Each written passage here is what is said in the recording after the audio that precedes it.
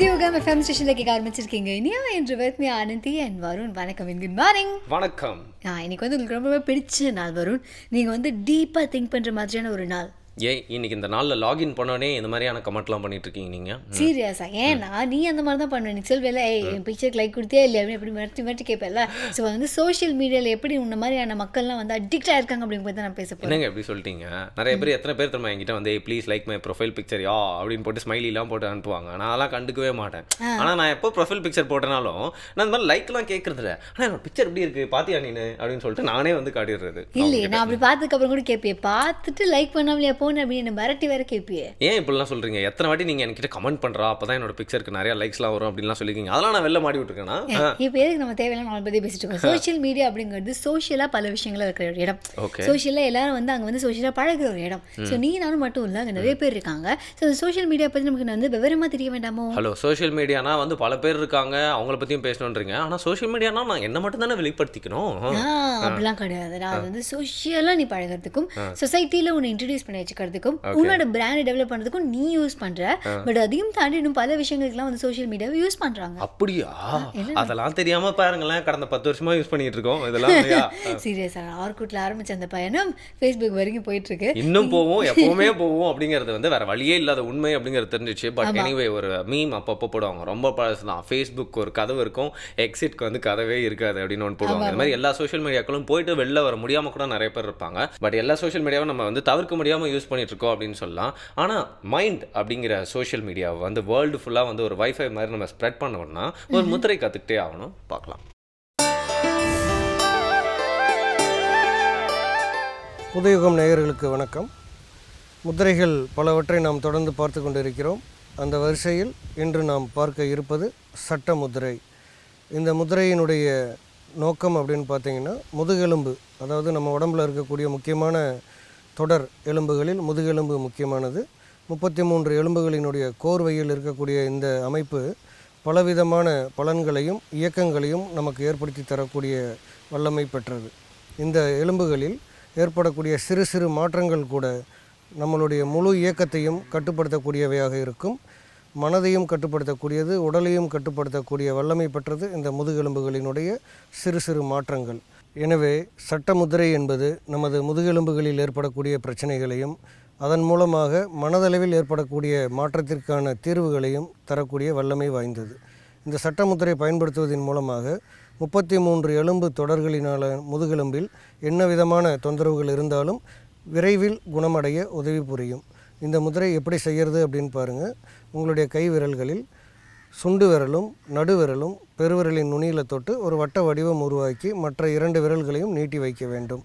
நாம் இப்படி இந்த மாதிரி முத்திரை செய்து பழகும் பொழுது யார் யாருக்கெல்லாம் வந்து இந்த மோதிர விரல் நீளமாக வரவில்லையோ, மோதிர விரல் இப்படி நீட்ட முடியலையோ, அவங்களுக்கு எல்லாமே ஏதாவது ஒரு தொந்தரவு இருக்குதுன்னு அர்த்தம். அப்போ உடனே பயந்துட வேண்டாம். இந்த முத்திரையை நம்ம தொடர்ந்து செஞ்சுட்டு வர்றதன் மூலமாக அந்த பிரச்சனையிலேருந்து நம்ம வெளியில் வரலாம். பாருங்கள், உங்களுடைய நடுவிரலும் சுண்டு விரலும் பெருவிரலின் நுனியில் தொட்டு மற்ற 2 விரல்களையும் இப்படி நீட்ட வேண்டும். 2 கைகளிலும் இந்த முத்திரை செய்ய வேண்டும். பெருவிரல் தொடுற இடத்துல லேசாக அப்படி தொட்டால் போதும். இந்த மாதிரி நீட்டி வைக்கணும். நீட்டும் பொழுது நமக்கு இந்த விரல்கள் இப்படி நேராக வராமல் ஏதோ வளைந்த மாதிரியோ அல்லது வலி இருந்தாலோ முதுகெலும்பில் ஏதோ தொந்தரவு இருக்கிறது என்று அர்த்தம். அதற்காக நாம் பயந்து விட வேண்டாம். தொடர்ந்து இந்த முத்திரையை பயன்படுத்தி வரும் பொழுது முழுமையான தீர்வு கிடைக்கும். தினம் ஒரு முத்திரை கற்றுக்கொள்வோம், தீராத வியாதிகள் எல்லாம் தீர்த்து கொள்வோம் என்ற உறுதிமொழி எடுத்துக்கொண்டு தினம் தினம் நாம் கற்றுக் கொடுக்கக்கூடிய முத்திரைகளை கவனமாக கையாளுங்கள். உங்களுடைய அனைத்து விதமான நோயிலிருந்தும் குழப்பங்களிலிருந்தும் நீங்கள் வெளியிலே வருவதற்கு இது உறுதுணையாக அமையும். மீண்டும் சந்திப்போம். நன்றி, வணக்கம். எப்பவுமே இந்த முத்திரைக்கு தான் இப்பெல்லாம் மோசு இல்லையா? ஆமாடா, ஆனால் எப்படா இந்த முத்திரை இன்ட்ரடியூஸ் பண்ணுவாங்க அப்படின்னு சொல்லி பல பேர் வெயிட் பண்ணிட்டு இருக்காங்க. அப்போ இந்த முத்திரையை மட்டும் இன்ட்ரடியூஸ் பண்ணாங்க அப்படின்னு வச்சுக்கோங்களேன், இந்த முத்திரைக்காக நிறைய பேர் வந்து வரவே மாட்டாங்க. ஐயோ, நீங்க லைக் பண்ணாம சும்மா கமெண்ட் பண்ணாம ஓரமா போயிட்டீங்கன்னா கூட போதுங்க அப்படின்னு வந்து எல்லாம் சொல்லுவாங்க இல்லையா? இப்படி வைப்பாங்களா, டிங்கு வைப்பாங்களா? அந்த முத்திரை வேற இருக்கா? சரி, இந்த முத்திரையை போட்டு ஒரு பிரேக் விட்டுருவோம். புதிய எஃப்எம் ஸ்டேஷன்ல இது இனியவே இன்று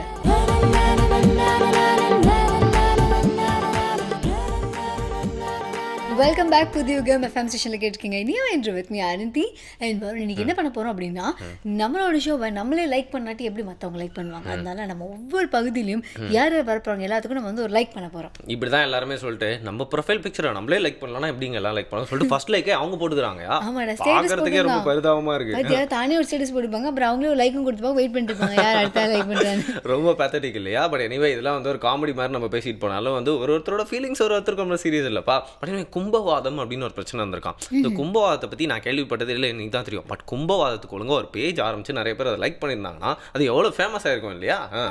ஆமாம், ஒருவேளை இருந்ததுன்னா நமக்கு தெரியாமல் இருந்ததுன்னா நமக்கு தெரியாமல் கூட இருக்கலாம். போயிட்டு இன்றைக்கே சர்ச் பண்ணி பார்க்கணும், யாராவது அதுக்காக ஆரம்பிச்சு வச்சா கூட ஆரம்பிச்சு வச்சிருப்பாங்க. பட் கும்பவாதம் அப்படிங்கிற பிரச்சனைக்காக தீர்வு சொல்கிறதுக்காக சூப்பரான சித்த வைத்தியர் அருண் வந்துட்டு இருக்காரு, பார்க்கலாம்.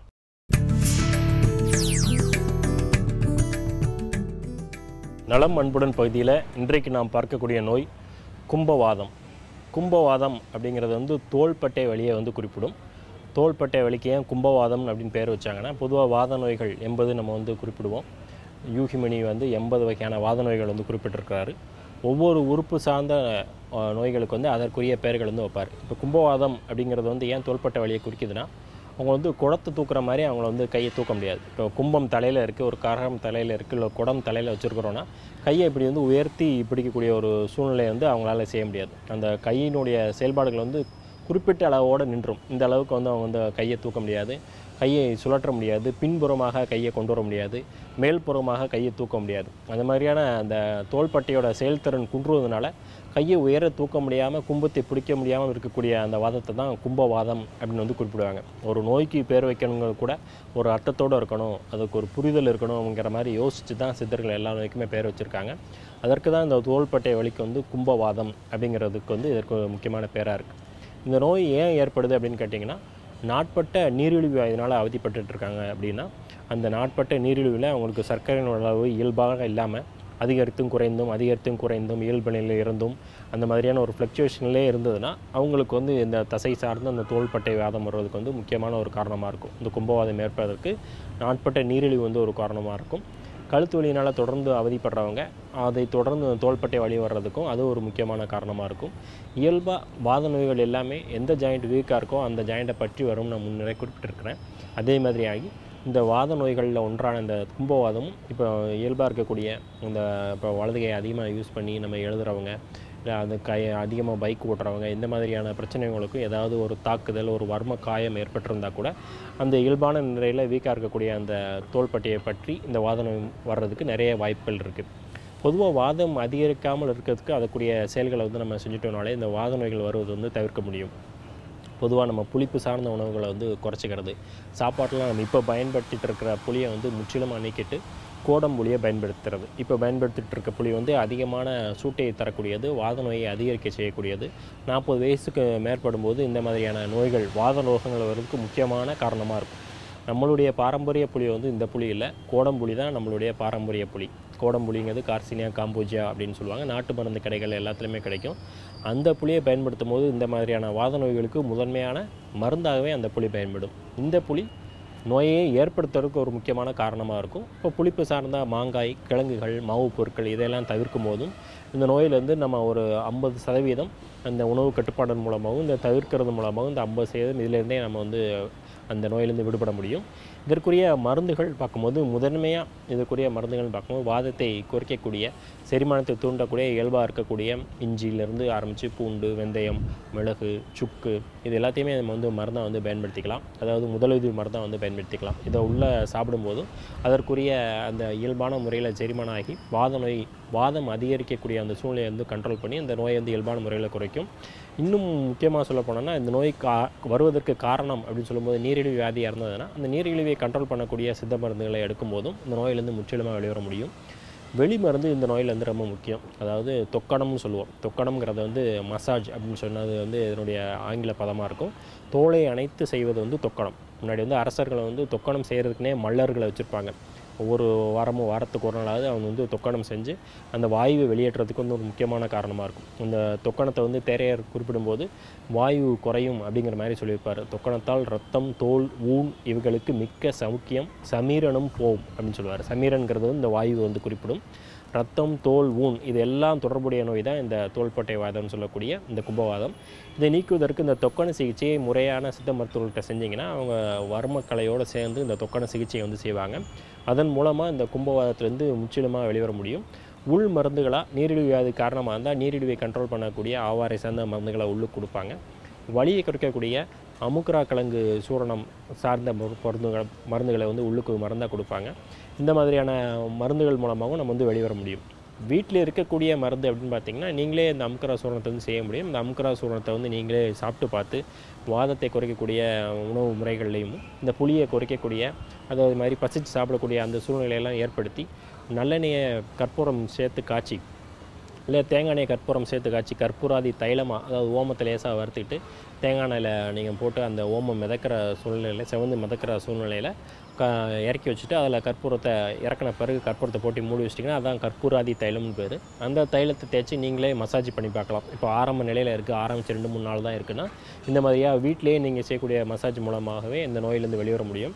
அதற்கு அடுத்த ஸ்டேஜில் இருக்குது, தாங்கலை, வலி தொடர்ந்துக்கிட்டே இருக்குது, கையை மேலே தூக்க முடியல, பின்னாடி கொண்டு வர முடியல, தலைவார முடியல, முதுகில் எந்த ஒரு எக்ஸ்டென்ட் மேலே முதுகில் கை பட முடியல அப்படின்னீங்கன்னா அதற்குரிய சித்த மருத்துவர் அணுகினீங்கன்னா இதற்குரிய முறையான பயிற்சிகள் மூலமாகவும் முறையான தொக்கண முறைகள் மூலமாகவும் வேறு வகை சித்த மருந்துகள் மூலமாகவும் இந்த நோயிலிருந்து முற்றிலுமாக நம்ம வெளிவர முடியும்.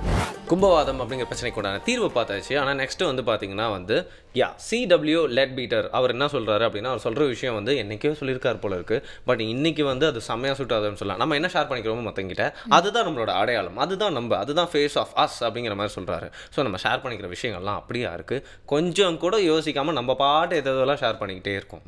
ஆமாடா, இப்போ நீ சொல்கிறத பார்த்து நம்ம சோஷியல் நெட்வொர்க்கிங் வெப்சைட்லாம் போய் பார்க்கும்போது புரியாத விஷயங்கள்லாம் கூட ஷேர் பண்ணிக்கிறாங்க. ஏன்னா அது பல பேர் ஷேர் பண்ணியிருக்காங்களா, எல்லாரும் ஷேர் பண்ணியிருக்காங்க, ஷேர் பண்ணியிருக்காங்க. அப்போ அது புரியாமலே நம்ம ஷேர் பண்ணாலும் நம்ம பர்சனாலிட்டி அங்கே டிஃபைனே பண்ண முடியாது. ட்ரூ. அந்த கேரக்டர் அசசினேஷனில் கேரக்டர் வந்து அவங்களே வெளிக்காட்டிக்கிறதுக்காக அவங்க ஒன்று காட்டுவாங்க. பட் அவங்களோட உண்மை கேரக்டர் வேறு ஒன்றா இருக்குமா? ஸோ அந்த சொசைட்டி வந்து வேறு மாதிரி உங்களை புரிஞ்சுக்கும். திடீர்னு உங்களை நேரில் என்னைக்காவது மீட் பண்ணுறப்போ அவங்கக்கிட்ட வந்து உங்களோட எக்ஸ்பெக்டேஷன் வேறு மாதிரி இருக்கும், உங்ககிட்ட அவங்க எக்ஸ்பெக்டேஷன் வேறு மாதிரி இருக்கும். அதில் வந்து பார்த்திங்கன்னா நிறைய சிக்கல் இருக்கும். அங்கே தான் வந்து நம்ம கேரக்டர் என்னன்னு தெரியாமலே நம்மளே வந்து அப்படியே திக்கு தெரியாமல் அழிஞ்சிட்டு இருப்போம் அப்படின்னு சொல்லலாம். But anyway plus and minus ரெண்டு பற்றியும் பேசுறது தானே ஒரு ஸ்டெபிளைஸ்டான ஒரு டாக் அப்படின்னு சொல்லலாம். இன்றைக்கி வந்து சோஷியல் மீடியா டே சம்மந்தமாக நிறைய விஷயங்களை வந்து பார்த்துட்டு இருக்கோம் அப்படின்னு கூட சொல்லலாம். ஏன்னா இன்றைக்கி அதான் டாபிக். அண்ட் சோஷியல் மீடியா டேல வந்து பார்த்தீங்கன்னா கரெக்டான ஒரு விஷயத்தை பற்றி பேச வந்திருக்காரு. சோஷியல் மீடியாவில் மட்டும்தான் நம்ம வந்து எல்லாருக்கும் சோஷியலைஸ் பண்ணணும் அப்படிங்கிற அவசியம் இல்லை இல்லையா? ஆமாம். ஆனால் அந்த சோஷியலைசிங் கான்செப்ட் இதை பற்றி நம்ம இறையன்பு சார் வந்து பேச போகிறாரு. ஏன் அப்படின்னா ரொம்ப நேரமாக நம்ம சோஷியல் மீடியா அப்படிங்கிற அந்த தலைப்பில் பல விஷயங்கள் நம்ம பேசிக்கிட்டே இருக்கோம். அது மற்றவங்களுக்கு சம்மந்தமாகுதோ இல்லையோ அப்படிங்கிறலாம் கூட யோசிக்கலாம். கரெக்ட். நம்ம சோஷியலைஸ் பண்ணுறோம் அப்படின்னா பார்த்தீங்கன்னா ஆனந்தி நம்மளோட ஃப்ரெண்ட்ஸ்லாம் யாருன்னு பார்த்துன்னு யோசிச்சு பார்க்கணும். ஒரு புக்கில் எழுதி வச்சுட்டே இருக்கணும். இவங்களுக்கும் நம்மளுக்கும் எந்த விஷயத்தால ரிலேஷன்ஷிப் இருக்குது, ஆஃபீஸ் மூலியமாவா இல்லை ஏதாவது ஒரு இன்ட்ரெஸ்ட் மூலியமாவா இல்லை டெய்லி போகிற கிளாஸ் ஹாபி மூலியமாவா அப்படின்னு சொல்லிட்டு நம்ம பார்த்துட்டே இருக்கணும். அப்படி இருக்க சர்க்கிளில் எந்த மாதிரியான ஒரு சர்க்கிளில் நம்ம அதிகமாக பழகிறோம் அப்படிங்கிறத பார்த்துட்டு நம்ம லைஃப்பில் சில சேஞ்சஸ் பண்ணிக்கலாமா இல்லை கரெக்டாக நம்ம யோசிச்ச மாதிரி தான் போயிட்டு இருக்கா அப்படிங்கிறதையும் பார்க்கணும் இல்லையா? சீரியஸாக இப்போ வந்து நம்ம கருத்துக்கள்லாம் சொல்லிட்டோம். ஆனால் நம்ம இறையன்பு சார் என்ன சொல்கிறாரு அப்படிங்கிறதையும் பார்த்தலாமா?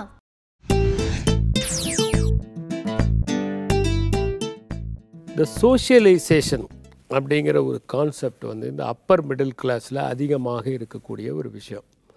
சொல்லுவாங்க அவருக்கு சோஷியலைஸே பண்ண தெரியாதுங்க, அவர் சோஷியலைஸ் பண்ணுற இடங்களுக்கெல்லாம் வரமாட்டார். அப்போ இந்த சோஷியலைசேஷன்னா என்ன அப்படின்னா ஒரு 4-5 பேர் ஒன்றா சேர்ந்து ஒரு 3-4 மணி நேரம் எதையாவது பேசுகிறது, எதையாவது சாப்பிட்டுக்கிட்டே இருக்கிறது. அப்பப்போ கோல்ட் ட்ரிங்க்ஸை சில பேர் சாப்பிடுவாங்க, சில பேர் வேறு ட்ரிங்க்ஸை சாப்பிடுவாங்க. அப்படியே பேசிக்கிட்டே இருக்க வேண்டியது. அப்புறம் நேரத்தை கடத்திட்டு அப்புறம் ஒரு 10 மணி 11 மணிக்கு போகிறது. சில இடங்களில் சோஷியலைசேஷனே 9 மணிக்கு தான் ஸ்டார்ட் ஆகும். 9 மணிலேருந்து நைட்டு 1 மணி வரைக்கும் போகிறது. அதுக்கப்புறம் நெப்பு நெகா இல்லாமல் போய் படுக்கிறது அல்லது அதுக்கு மேலே போய் தூக்கம் வராமல் தடுமாறுறது. இது மாதிரி இருக்கிறது தான் சோஷியலைசேஷன். இந்த சோஷியலைசேஷன் அப்படிங்கிற கான்செப்ட் வந்து வெஸ்டர்ன் கான்செப்ட். காரணம் என்னென்னா வெஸ்ட்டை பொறுத்த வரைக்கும் என்னென்னாக்க அவங்களுடைய சில ரிலேஷன்ஷிப்பை எப்படியாவது ஸ்ட்ரென்தன் பண்ணிக்கணும். அந்த ரிலேஷன்ஷிப்பை ஸ்ட்ரென்தன் பண்ணிக்கிறதுங்கிறதே வந்து இந்த மாதிரி ஒரு கெட் டுகெதர்ஸ், அது பர்டிகுலர்லி வந்து டின்னர்ஸ். ஏன்னா பிரேக்ஃபாஸ்ட்டும் லஞ்சும் வந்து லீஷராக அவங்க சாப்பிட்றது கிடையாது. டின்னர் தான் லீஷராக சாப்பிட முடியும். அப்போ சேர்ந்து அவங்க ஒன்றா இருந்து தே ஷேர் தர் ஃபீலிங்ஸுங்கிறது. இந்த சோஷியலைசேஷன் வந்து உண்மையிலேயே வந்து மனிதர்களுடைய நட்பை இறுக்கமாக்குகிறதா, அவர்களுக்குள் மேன்மையான குணங்களை வளர வைக்கிறதா அல்ல இப்போ இந்த சோசியலைசேஷன், இப்போ நம்ம 4-5 பேர் சேர்றோம், ஒன்றா உட்காந்து இன்றைக்கி நம்ம வந்து என்ன இந்தியன் கான்ஸ்டிடியூஷனை பற்றி டிஸ்கஸ் பண்ண போகிறோமா, அல்லது நாம் வந்து ஒரு முக்கியமான ஒரு பொருளாதார பிரச்சனையை பற்றி டிஸ்கஸ் பண்ண போகிறோமா, அல்லது நம்ம ஒர்க் கல்ச்சரை பற்றி நம்ம டிஸ்கஸ் பண்ண போகிறோமா, அல்லது சமூகத்தில் அவலம், இப்போ வந்து பார்த்திங்கன்னா மதுவினுடைய உபயோகம் ரொம்ப அதிகமாகிக்கிட்டே வருது, அதை தடுக்கிறதுக்கு நம்ம என்ன பண்ணணும், சில்ட்ரன் வந்து ரொம்ப வந்து சின்ன வயசுலேயே வந்து ஒபிசிட்டி வந்துட்டுருக்கு, அது சம்மந்தமாக நம்ம டிஸ்கஸ் பண்ண போகிறோமா, அல்லது பேரண்ட்ஸுக்கும் சில்ட்ரனுக்கும் இருக்கக்கூடிய அந்த கேப்பு ரொம்ப வைட் ஆகிட்டுருக்கேன், அது சம்மந்தமாக டிஸ்கஸ் பண்ண போகிறோமா அப்படின்னா அந்த சோஷியலைசேஷன் ஒரு பிரயோஜனமான ஒரு சோஷியலைசேஷன்.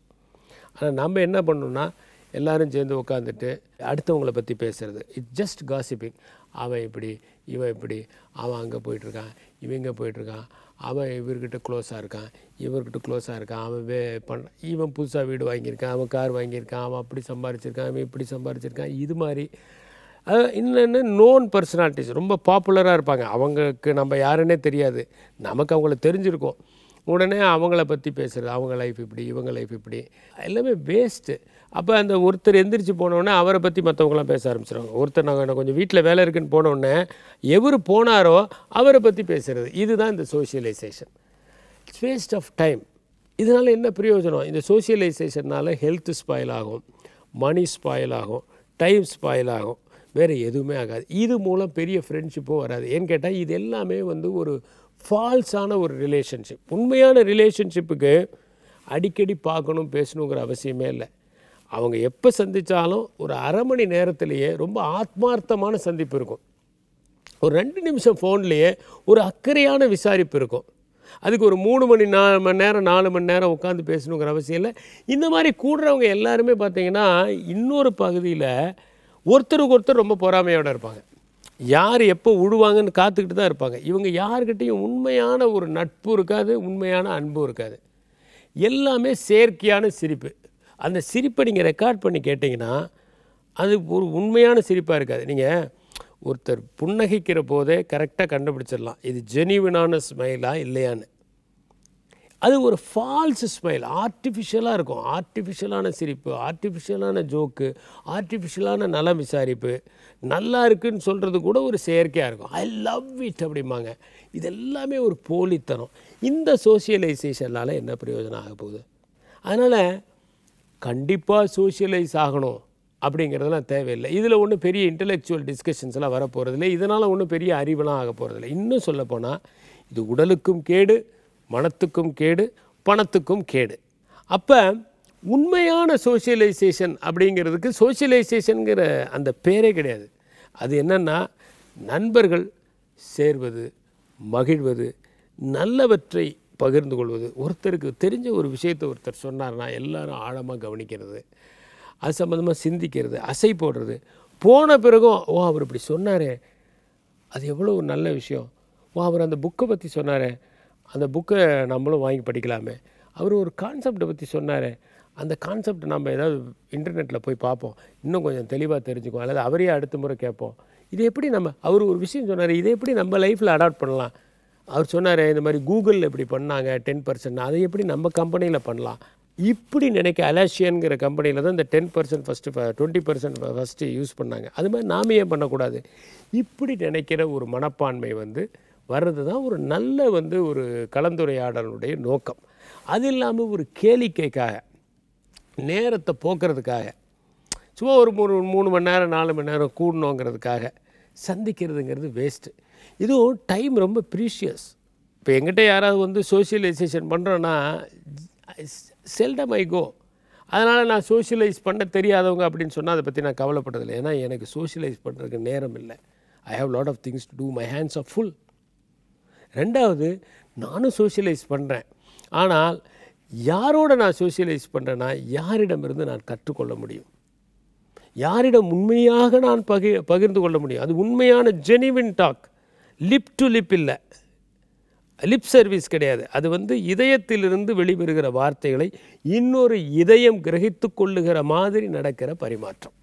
எனவே நேரத்தை வீணடிப்பதற்கல்ல நாம் கலந்து பேசுவது, நேரத்தை உபயோகப்படுத்துவதற்காக. அது களை பிடுங்குவதைப் போல இல்லாமல் எருவிடுவதைப் போல பயனுள்ளதாக ஆக்கினால் நம் சந்திப்புகள் இனிமையானவையாக ஆகும். அதற்கு பிறகும் அவை சலன வட்டங்களை தொடர்ந்து நம் மனத்தில் ஏற்படுத்தி கொண்டே இருக்கும். நன்றி, வணக்கம்.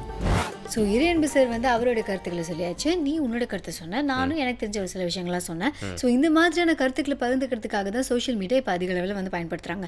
இருந்தாலும் இதையும் மீறி வேறு என்ன விஷயங்கள்லாம் பயன்படுத்துகிறாங்க அப்படிங்கிறத சொல்கிறதுக்கு இன்னொருத்தரையும் நம்ம இன்வைட் பண்ண போகிறோம். கிரேட். அவர் வந்து பார்த்தீங்கன்னா ஒரு டெக்னாலஜியில் வந்து ஒரு புலி அப்படின்னு கூட சொல்லலாம். அண்ட் ரொபாட்டிக்ஸில் நிறைய விஷயங்கள் தெரிஞ்சவர், அண்ட் சோஷியல் மீடியாவை பற்றி வந்து நிறைய விஷயங்கள் தெரிஞ்சு வச்சிருக்காரு. அவர்கிட்ட வந்து ஆஸ் அ ஹியூமன் அவர் என்ன நினைக்கிறாரு, ப்ளஸ் டெக்னாலஜி கூட அசோசியேட் பண்ணி நிறைய விஷயங்கள் அப்படி வந்து கேட்டு தெரிஞ்சுக்க போகிறோம் அப்படிங்கிறத ஒரு பிரேக் அப்புறமா பார்க்கலாம். இப்போ வந்து சோஷியல் மீடியா டே அப்படிங்கிறனால நம்ம நாளில் வந்து பாதி நேரம் இருக்கிற ஒரு விஷயத்தை பற்றி நம்ம பேச போகிறோம் இல்லையா? மீதி நேரம்லாம் இப்போ எங்கே போகிறீங்க? பாதி நேரம் பிசியில் பார்க்குறீங்கன்னா மீதி நேரம்லாம் உங்களோட ஸ்மார்ட் ஃபோனில் பார்த்துட்டு இருக்கீங்க. அதுவும் இல்லாமல் சோஷியல் மீடியா அப்படிங்கிறது வந்து நம்ம சொசைட்டி அது கூட வந்து கனெக்டிவாக இருக்கிறதுக்கு ஒரு வர்ச்சுவலான ஒரு மீடியா, வர்ச்சுவல் உலகத்துக்குள்ளே போயிட்டோம் அப்படிங்கிறத சோஷியல் மீடியான்ற மாதிரி கூட எடுத்துக்கலாம் இல்லையா? ஆமாம், ஆனால் ஒரு சில நேரங்களில் அது ஒரு ஃபேன்சி வேர்டாகவும் இருக்குது. ஏன்னா வந்து நம்ம ரியலாக பார்க்குற விஷயங்களுக்கும் அது கூட சம்மந்தம் இல்லாத மாதிரி ஒரு சில நேரங்கள் இருக்குது. இருந்தாலும் சோஷியல் மீடியா பற்றி நமக்கு பல விஷயங்கள்லாம் சொல்கிறதுக்காக IT and robotics expert Chandrakant அவர்கள் வந்திருக்காங்க. வணக்கம். வணக்கம். ஃபர்ஸ்ட்லாம் வந்து பார்த்திங்கன்னா வந்து சோஷியல் மீடியா அப்படிங்கிற வார்த்தையே அதிகமாக ப்ராப்ளம் இல்லை. இன்றைக்கி நிறைய பேர் அதை யூஸ் பண்ணிட்டு இருக்காங்க, எல்லா மோட்லேயும். அண்ட் எல்லா பிஸ்னஸ் கூடயும் கூட அது வந்து அசோசியேட் ஆகிருக்கு அப்படின்னு சொல்லலாம். அண்ட் சோஷியல் மீடியானா நிறைய பேருக்கு இன்னும் தெரியாது அப்படின்னு கூட நம்ம எடுத்துக்கலாம். இன்ஃபேக்ட் யூஸ் பண்ணிட்டு இருக்க நிறைய பேர் கூட தெரியாது அப்படின்னு சொல்லலாம். ஸோ சோஷியல் மீடியானா என்னன்னு எங்களுக்கு சொல்லுங்கள். இன்டர்நெட் இணையதளம்ன்றது இப்போதைக்கு எல்லாருக்கும் பாப்புலராக நல்லா தெரிஞ்ச ஒரு விஷயம். சோஷியல் மீடியான்றது இன்டர்நெட் தாண்டி ஒரு விஷயம். சோஷியல் மீடியான்றது சோஷியல் நெட்வொர்க்கிங் சைட்டுன்னு நிறையா இருக்குது. லைக் ஃபேஸ்புக், ட்விட்டர்ஸ், பின்இன்ட்ரெஸ்ட், நிறைய விதமான இணையதளங்கள் இருக்குது. ஸோ அதில் போயிட்டு நம்ம ஓப்பன் க்ளவுடுன்னு சொல்லுவாங்க. ஸோ அதில் யார் வேணாலும் போய் ரெஜிஸ்டர் பண்ணி உங்களுக்கு ஒரு ஜிமெயில் அக்கௌண்ட் இருந்தால் போதும். ஸோ பேசிக்காக கூகுளில் Gmail account it is free of cost. So அதில் நீங்கள் ஒரு ஜிமெயில் அக்கௌண்ட் ஓப்பன் பண்ணிவிட்டு ஸோ அந்த இமெயில் ஐடியை வச்சுட்டு எந்த சோஷியல் மீடியா வேணாலும் நீங்கள் வந்து ஓப்பன் பண்ணிக்கலாம். ஓகே. ஸோ அந்த ஜிமெயில் அக்கௌண்ட் அப்படிங்கிறது ஒரு பேஸ், அதாவது ஒரு இமெயில் அக்கௌண்ட் அப்படிங்கிறது ஒரு பேஸாக இருக்கு இல்லையா? அதை நம்ம வெரிஃபிகேஷன் அது மாதிரி எடுத்துக்கலாமா? ஆமாம், வெரிஃபிகேஷன். இப்போ நீங்கள் எந்த ஒரு சோஷியல் மீடியாலையும் நீங்கள் வந்து லாகின் பண்ணணும்னு சொன்னால் ஒரு இமெயில் ஐடி தேவைப்படும். ஸோ அதை ஆத்தென்டிகேட் பண்ணுறதுக்கும் ஒரு இமெயில் ஐடி தேவை. ஓகே. ஸோ நீங்கள் ஒரு சோஷியல் மீடியாவில் டீட்டெயில்ஸ் எல்லாம் அப்லோட் பண்ணும் போதும் ஸோ ஆத்தென்டிகேட் பண்ணுறதுக்கு ஒரு இமெயில் ஐடிக்கு they will send a message. Okay. So அதை நீங்கள் கிளிக் பண்ணும் போது they will agree. Okay. Social media அப்படின்னு சொல்கிறப்போ வந்து இன்னொரு எக்ஸாம்பிள் சொன்னால் வந்து எல்லாருக்கும் நல்லாயிருக்கும். ஸோ இன்றைக்கி ஹேப்பனிங் சோஷியல் மீடியாஸ் ஒரு 2-3 சொல்லணும்னா என்ன சொல்லுவீங்க நீங்கள்? கண்டிப்பாக ஃபேஸ்புக், ட்விட்டர் இதெல்லாம் வந்து ஹேப்பனிங் சோஷியல் மீடியாவாக இப்போ இருக்குது. ஓகே. ஓகே. ஆனால் இப்போ வந்து நம்ம சோஷியல் மீடியா அப்படின்னு நம்ம எடுத்துக்கும் போது அது ஒவ்வொருத்தவங்க வந்து ஒவ்வொரு விதமாக பயன்படுத்துகிறாங்க. ஒவ்வொருத்தங்களோட கோல் இல்லை ஒவ்வொருத்தங்களோட இன்ட்ரெஸ்ட் வேறு மாதிரி இருக்கலாம். பட் சோஷியல் மீடியா அப்படின்னு எடுத்துக்கிட்டால் எதுக்கெல்லாம் பயன்படுத்தலாம்னு சொல்லுங்கள். ஆக்சுவலாக பார்க்கும்போது சோஷியல் மீடியாவில் வந்து பலவிதமான பயன்கள் இருக்குது. ஒரு ஆரம்ப காலத்தில் பார்க்கும்போதுனா ஒரு ஆர்கூட் அந்த மாதிரி ஒரு 10 இயர்ஸ் முன்னாடி 5 இயர்ஸ் முன்னாடி யூஸ் பண்ண சோஷியல் மீடியாவில் வெறும் நெட்வொர்க்கிங் சைட்டாக இருந்தது. சே ஃபார் எக்ஸாம்பிள் ஒரு ஃப்ரெண்ட்ஸோடையும் ஒரு ரிலேட்டிவ்ஸோடையும் ஒரு ஃபேமிலியோடையும் ஒரு இன்ட்ராக்ஷன் இருந்தது மட்டும் இருந்தது. பட் இப்போ இருக்கிற சோஷியல் மீடியா பார்த்தீங்கன்னா அதையும் தாண்டி பலவிதமான அட்வர்டைஸ்மெண்ட்ஸ், பலவிதமான கம்யூனிட்டி, பலவிதமான பேஜஸ். ஸோ இதை வச்சு இன்ஃபர்மேட்டிவாகவும் இத்தனைக்கும் சொல்லணும்னா இன்னும் பலவிதமான press media, so news update பண்ணுறதுக்கும் பலவிதமான இன்ஃபர்மேஷன் அப்டேட்டடாக கொடுக்கறதுக்கும் இப்போ சோஷியல் மீடியா உபயோகப்படுத்துகிறாங்க. ஆனால் இன்றைக்கி சோஷியல் மீடியா அப்படிங்கிறது பார்த்தீங்கன்னா வந்து ஒருத்தரும் வந்து நீங்கள் சொன்ன மாதிரி ஒரு இன்டென்ஷனுக்காக பயன்படுத்திட்டு இருக்காங்கன்னு சொல்லலாம் இல்லையா? ஆமாம், அதாவது வந்து பாசிட்டிவாக நம்ம நிறைய விஷயங்கள் பேசணும். பிகாஸ் அதில் வந்து நிறைய விஷயங்கள் நம்ம பாசிட்டிவாக தான் பார்க்குறோம், அதனால அது கிட்ட போகிறோம். இருந்தாலும் அது எப்படிலாம் மிஸ்யூஸ் பண்ணுறாங்க அப்படிங்கிறதையும் சொல்லுங்கள். கண்டிப்பாக நியூட்டன் சொன்ன மாதிரி every action has an equal and opposite reaction சொல்லுவார். ஸோ அந்த மாதிரி எவ்வளோ அட்வான்டேஜஸ் மெரிட்ஸ் இதில் அதிகமாக இருக்குதோ அதே மாதிரி டிஸ்அட்வான்டேஜ் டிமெரிட்ஸும் இருக்குது. ஸோ காரணம் என்னன்னு பார்த்தீங்கன்னா ஒரு ஃபேஸ் டு ஃபேஸ் இன்ட்ராக்ஷன் இப்போ இல்லை. பலவிதமான சோஷியல் நெட்வொர்க்கிங் சைட் வந்ததுனால ஒரு ஜென்ரலான கான்வர்சேஷன் யார் கூடயும் இருக்கிறது இல்லை. அது டோட்டலாக இப்போ ஸ்டாப் ஆகிடுச்சு. ஈவன் நம்ம முன்னாடி பேசினதுமா பலவிதமான ஒரு நேவிகேஷன் கூட யாரோடையும் நம்ம பேசுறது இல்லை. ஸோ ஒரு அட்ரஸ் கேட்கணும்னா கூட எவ்ரிதிங் நம்ம வந்து இன்டர்நெட்டில் பார்க்குற ஒரு காலகட்டத்தில் நம்ம இருக்கிறோம். ஸோ ஒரு மனித தொடர்பே அருந்து போயிடுச்சு அப்படின்ற ஒரு ஸ்டேட்டுக்கு நம்ம ஃபியூச்சர் போயிடுமோன்ற ஒரு அச்சம் எப்பொழுது இருந்துகிட்டே இருக்கு. சீரியஸாங்க இப்போலாம் சிரிக்கிறது கூட லால் லால் லால் லால் அப்படிங்கிறாங்க இல்லையா? அண்ட் அது மட்டும் இல்லாமல் வந்து ஃபர்ஸ்ட்லாம் வந்து ஃபோன் வந்துச்சு, ஒரு பேசிக்கான விஷயம், இன்கமிங் அவுட் கோயிங். இப்போ பார்த்தீங்கன்னா வந்து உலகமே ஃபோனுக்குள்ளே இருக்க மாதிரி எல்லா விஷயங்களும் அது கூட சேர்ந்துச்சு அப்படின்னு சொல்லலாம். அதே மாதிரி சோஷியல் மீடியாவில் நீங்கள் சொல்கிற மாதிரி நிறைய அங்கங்கள்லாம் சேர்ந்துருக்கு. ஸோ ஒரு பாயிண்ட் ஆஃப் வியூவில் வந்து எல்லாருமே ஒரு விஷயத்துக்கு கோல்ஸ்க்காக யூஸ் பண்ணுறதாங்க நீங்கள் சொல்லியிருந்தீங்க. ஸோ பிஸ்னஸ்க்காக எந்த மாதிரி யூஸ் பண்ணிட்டு இருக்காங்க? பிஸ்னஸ்க்காக தான் மெயினாக மெயினாக இப்போ நிறைய பேர் யூஸ் பண்ணிட்டு இருக்காங்க. அதை எப்படி யூஸ் பண்ணுறாங்க, அதனால எப்படி அட்வான்டேஜ்லாம் இருக்குது? ஆக்சுவலாக நான் ப்ராஃபிட் ஆர்கனைசேஷன் இருக்குது. ப்ராஃபிட் ஆர்கனைசேஷன் எல்லாம் அட்வர்டைஸ்மெண்ட் கைண்ட் ஆஃப் ஸ்டஃப்க்கு என்ன பண்ணுறாங்கன்னா சோஷியல் மீடியாவில் ஆரம்ப காலத்தில் ஒரு ஜென்ரல் அட்வர்டைஸ்மெண்ட்டாக போட்டுட்டு லேட்டர் ஆன் வந்து இட் இஸ் பிகமிங் அன் ஒரு பேக்கேஜ் மாதிரி ஆக்கிடுறாங்க. ஸோ 6 monthsக்கு இவ்வளோ பே பண்ணினா இவ்வளோ அட்வர்டைஸ்மெண்ட் நாங்கள் போஸ்ட் பண்ணுறோம், 1 yearக்கு இவ்வளோ பேக்கேஜ்னு சொல்லிட்டு பேக்கேஜ் ஆக்கிடுறாங்க. பட் ஆனால் பலவிதமான கம்பெனிஸ் எல்லாம் இதுக்கு வந்து அக்செப்ட் பண்ணிட்டு they are doing it. Reason என்னன்னு பார்த்தீங்கன்னா பலவிதமான ஒரு நல்ல ரீச் இருக்குது. It's an international reach. Actually speaking எந்த ஒரு ப்ராடக்ட் எடுத்தாலும் நம்ம சென்னைக்குள்ளே ரெஸ்ட்ரிக்ட் பண்ணுறதில்ல, தமிழ்நாடுக்குள்ளே ரெஸ்ட்ரிக்ட் பண்ணுறதில்ல, இந்தியாவுக்குள்ளே ரெஸ்ட்ரிக்ட் பண்ண இட்ஸ் வேர்ல்ட் வைட். ஸோ ஈஸியாக மார்க்கெட்டிங் பண்ண முடியுது, டைரக்ட் டீலர்ஸ். ஸோ இதில் வந்து ஒரு அட்வான்டேஜ்னு பார்க்கும்போது கஸ்டமர்ஸ்க்கும் ஒரு அட்வான்டேஜ் இருக்குது. ஏன் டைரெக்டாக நம்ம டீலிங் பண்ணுறதுனால ஒரு நல்ல ஆஃபர்ஸும் அவங்களால கொடுக்க முடியுது. ஸோ நடுவில் இருக்கிற divider, sub dividers, sub distributors இவங்க கிட்டந்தெல்லாம் நம்ம கிட்ட வந்து வேஸ்ட் ஆகிறது எல்லாத்தையும் இல்லாமல் ஒரு ஆஃபர் கைண்ட் ஆஃப் ஸ்டஃப் வந்து கம்யூட்டர்ஸ்க்கும் ஈஸியாக அது கிடைக்குது. ஓகே. ஆனால் இன்றைக்கி பார்த்தீங்கன்னா என்னென்ன கண்டுபிடிப்பாக இருக்கட்டும், இல்லை மாடர்ன் டைம்ஸில் நம்ம யூஸ் பண்ணிட்டு இருக்க விஷயங்களாக இருக்கட்டும், எதுவுமே ஒரு மைனஸ் டிஸ்அட்வான்டேஜ் இல்லாமல் வரதே இல்லை அப்படின்னு சொல்லலாம். அண்ட் நம்ம என்னதான் வந்து ஒரு ஹைடெக்காக ஒரு விஷயத்தை மாற்றிட்டே இருந்தால் கூட நம்மளுக்கு அது ஏதாவது முறையில் வந்து டிஸ்அட்வான்டேஜாக இருக்கிறத வந்து நம்ம பார்த்துட்டே இருக்கோம். ஸோ சோஷியல் மீடியா அப்படிங்கிற விஷயத்தில் இருக்க ட்ராபேக்ஸ் அண்ட் டிஸ்அட்வான்டேஜ் பற்றி சொல்லுங்கள். ஆக்சுவலாக நேஷ்னல் ஸ்கூல் போர்டு அசோசியேஷன் வந்து ஒரு சர்வே எடுத்திருக்காங்க. So it is a survey for an teen ages. So 12 ஏஜ்லேருந்து 17 ஏஜ் வரைக்கும் இருக்கிற பசங்கக்கிட்ட ஒரு சர்வே எடுத்தால் almost 41% of children they are wasting time on social media network. So இது வந்து ரொம்ப ஆச்சரியமாக இருந்தது. ஸோ இப்படிப்பட்டதான ஒரு டீனேஜர்ஸ்க்கு நடுவில் இது ஒரு பெரிய பூமாக இருக்குது. ஸோ பலவிதமான அவங்களோட அதர் ஆக்டிவிட்டீஸ்லேருந்து ஃபுல்லாக ரெஸ்ட்ரிக்ட் ஆகிடுறாங்க. ஸோ இதை பார்க்கும்போது அவங்களுக்கு ஹெல்த் இஷ்யூஸ் நிறைய வருது. ஸோ கண்டினியூஸாக இன்டர்நெட்லேயே கனெக்ட் ஆகிருக்காங்க, கண்டினியூஸாக சோஷியல் மீடியா நெட்வொர்க்லேயே கனெக்ட் ஆகிருக்காங்க. ஸோ இப்போ பேரண்ட்ஸ் கூட பார்த்தீங்கன்னா ஒரு டீனேஜர்ஸ் கிட்ட எல்லாருக்கிட்டையும் இப்போ ஸ்மார்ட் ஃபோன்ஸ் வந்துடுச்சு. Smart phones every time they are being connected to net. So WhatsApp சொல்லலாம், ஸோ ஃபேஸ்புக் சொல்லலாம், ட்விட்டர் சொல்லலாம். போஸ்டிங் வந்ததுன்னா இமீடியட்டாக அதில் ரியாக்ட் பண்ணுறதுக்கு அவங்க ரெஸ்பாண்ட் பண்ணுறது இருக்காங்க. ஸோ இது ஒரு அச்சம் வந்து டீனேஜர்ஸ் கிட்ட கிரியேட் ஆயிருக்கு. என்ன கிரியேட் ஆயிருக்குன்னு பார்த்தீங்கன்னா அவங்க அப்டேட்டடாக இல்லைன்னா ஒரு 1 hour 2 hours ஒரு 3 hours கூட ஒரு போஸ்டிங் அவங்க பார்க்கலன்னா நம்ம அப்டேட்டடாக இல்லைன்ற ஒரு மனத்தாழ்மை அவங்க கிட்ட வந்துடுது. ஓகே. ஆனால் நல்லா யோசிச்சு பார்த்தா எல்லா மீடியாலையும் ஒரு நியூஸை வந்து சும்மா ஒரு வாரம் போட்டு நல்லா அது போர் வச்சதுக்கப்புறம் தான் வெளில போவாங்க. ஆனால் நம்ம தான் அப்டேட்னு சொல்லிட்டு ஒரே நியூஸை 10 ஆங்கிளில் பார்த்துட்டு இருக்கோம் அப்படின்னு மாதிரி எடுத்துக்கலாம் இல்லையா? அது மட்டும் இல்லை, இப்போ நான் வந்து பார்க்குற மாதிரி இப்போ சப்போஸ் வந்து ஃபேஸ்புக் ஆரம்பிக்கிற போதில் அப்படியே அக்கௌண்ட்டை ஜாயின் பண்ணியிருந்தாங்க அப்படின்னா இப்போ வரைக்கும் பார்த்தா அவங்க என்னைக்கு எங்கே போனாங்க, பல் தேய்ச்சாங்களா இல்லையா, சாப்பிட்டாங்களா இல்லையா, எங்கே சாப்பிட்டாங்க, யாரோட சாப்பிட்டாங்க அப்படிங்கிறதுக்கு ஃபுல் ஹிஸ்ட்ரியே அந்த இடத்துல இருக்குது. அவங்களே மறந்தா கூட ஃபேஸ்புக் மறக்காது. சீரியஸாக எவ்வளோ பில்லு கட்டியிருக்கோம் மட்டும் தான் அவங்க ஸ்னாப் ஷாட் எடுத்து அனுப்பல. மற்றபடி அந்த I am heating year, I am feeling like that, இப்படி இருந்துச்சு அப்படி இருந்துச்சுன்னு சொல்லிட்டு லைஃப்பில் நடக்கிற குட்டி குட்டி மைல் ஸ்டோன்ஸை கூட வந்து அவங்க பெஞ்ச் மார்க்காக பதிவு பண்ண விரும்புகிறாங்க இல்லையா? ஆமாம், ஒரு சில பேர் வந்து அப்படி பதிவு பண்ணுங்கிறதுக்காக தான் ஒரு சில ஹோட்டலுக்கே போகிறாங்கன்னு கூட வச்சுக்கலாம். எனவே சார் இன்னொரு பக்கம் வந்து இப்போ சமூக காரியங்களுக்கு தான் இதை பயன்படுத்தணும். ஏன்னா சோஷியல் மீடியா அப்படின்னு எடுத்தோம்னா சப்போஸ் அப்படி பயன்படுத்தினா எந்த அளவுக்கு எஃபெக்டிவாக இதை பயன்படுத்த முடியும்?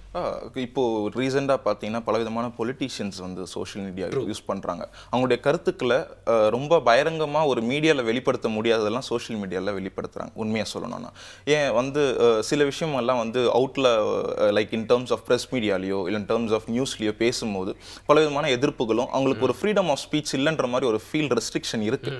பட் சோஷியல் மீடியாவில் ஃப்ரீடம் ஆஃப் ஸ்பீச் ரெஸ்ட்ரிக்ஷன் இல்லை. ஸோ அவங்களுடைய மனசுக்கு தோணுது என்னவோ அது போடலாம். அதே மாதிரி இப்போ நீங்கள் சொன்ன புரட்சிகரமான பலவிதமான கம்யூனிட்டி, புரட்சிகரமான பலவிதமான பேஜஸ் எல்லாம் வந்து இப்போ கிரியேட் ஆயிருக்கு.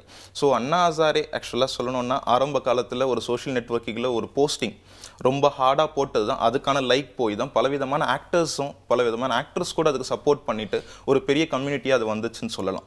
ஸோ அது சொல்கிறதுனா அதுக்கு வந்து நிகழல. ஓகே. பட் நீங்கள் வந்து டெக்னாலஜி பற்றி மட்டும் இல்லாமல் ஒரு பேசிக் ஹியூமன் ஒப்பீனியனும் உங்களுக்கு இருக்கும் அப்படிங்கிறனால தான் இந்த கேள்வியை கேட்குறேன். நீங்கள் சொன்ன மாதிரி இந்த புரட்சிகரமான விஷயங்கள் நிறையா வந்து இன்றைக்கி பார்த்தீங்கன்னா பாப்பப்பாய் வந்துட்டே இருக்குது அப்படின்னு சொல்லலாம். இன்ஃபேக்ட் வந்து பெரிய பெரிய தலைவர்கள் இவங்களாம் வருவாங்களான்னு யோசிச்சுட்டு ஆனால் அவங்களாம் வந்து இந்த காலகட்டத்துக்கு அப்டேட்டடாக தங்களை மாற்றிக்கிறதுக்காக அவங்க டே டு டே லைஃப்பில் என்னென்ன விஷயங்கள் பண்ணுறாங்க, என்ன புக்ஸ் படிக்கிறாங்க, சுவாரஸ்யமாக நிறைய ஷேர் பண்ணிட்டு இருக்காங்க. பட் புரட்சிகரமான போஸ்ட்லாம் யாராவது போட்டாங்க அப்படின்னா பார்த்தீங்கன்னா இப்போ அந்த காலத்தில் வந்து நம்ம சுதந்திரம் அடைகிறதுக்காக வந்து சோஷியல் மீடியா யூஸ் பண்ணிக்க வேண்டிய அவசியமே இல்லை. காட்டு தீ மாதிரி அதுக்கான இது பரவிச்சு எல்லாருமே எங்கே கேதர் ஆகணும் அப்படின்னு சொல்லிட்டு எப்படி வந்தாங்கன்னு இப்போ யோசிச்சு பார்த்து ரொம்ப அதிசயமாக இருக்குது அப்படின்னு சொல்லலாம். பட் எனக்கு சோஷியல் மீடியாவில் என்ன ஆயிடுச்சு அப்படின்னா நீங்கள் சொன்ன மாதிரியான பெரிய மாற்றம் நடந்தால் கூட லைக்ஸ் போட்டால் மட்டும் போதும் அப்படிங்கிற ஒரு மனநிலை இருக்குது.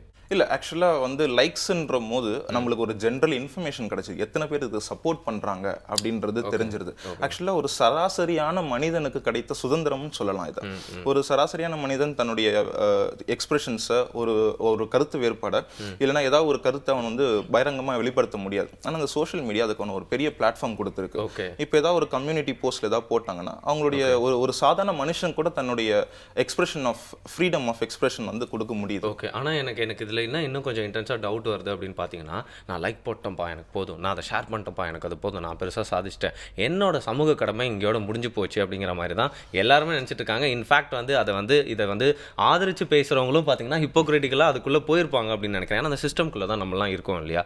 பட் இந்த மாதிரி ஒரு நிலைமை வந்து தொடர்ந்துட்டே இருந்துச்சுன்னா நம்ம டேரெக்டாக போய் ஹெல்ப் பண்ணுறதுக்கோ இல்லை ஹெல்ப் அப்படிங்கிற விஷயத்துக்கான ஒரு அர்த்தம் வந்து மாறிடுதா அப்படிங்கிறது தான் என்னோட கேள்வி. இல்லை, இதில் அங்கங்கே ஒரு செக் வருது. ஆக்சுவலாக நீங்கள் பலவிதமான புரட்சிகரமான வெப்சைட் பார்த்துட்டிங்கன்னா இந்த நேரத்தில் இந்த இடத்துல ஃபார் எக்ஸாம்பிள் ஒரு பீச்சில் ஒரு ரேலி பண்ணணும்னு சொன்னால் ஒரு போஸ்டிங் போட்டுடுறாங்க. அந்த போஸ்டிங்கில் பலவிதமான பேர் லைக் பண்ணுறாங்க. ஒரு 1000 பேர் லைக் பண்ணால் கூட அட்லீஸ்ட் ஒரு 100 மெம்பர்ஸ் வந்து அதுக்கு ரெஸ்பாண்ட் பண்ணுறவங்க இருக்காங்க.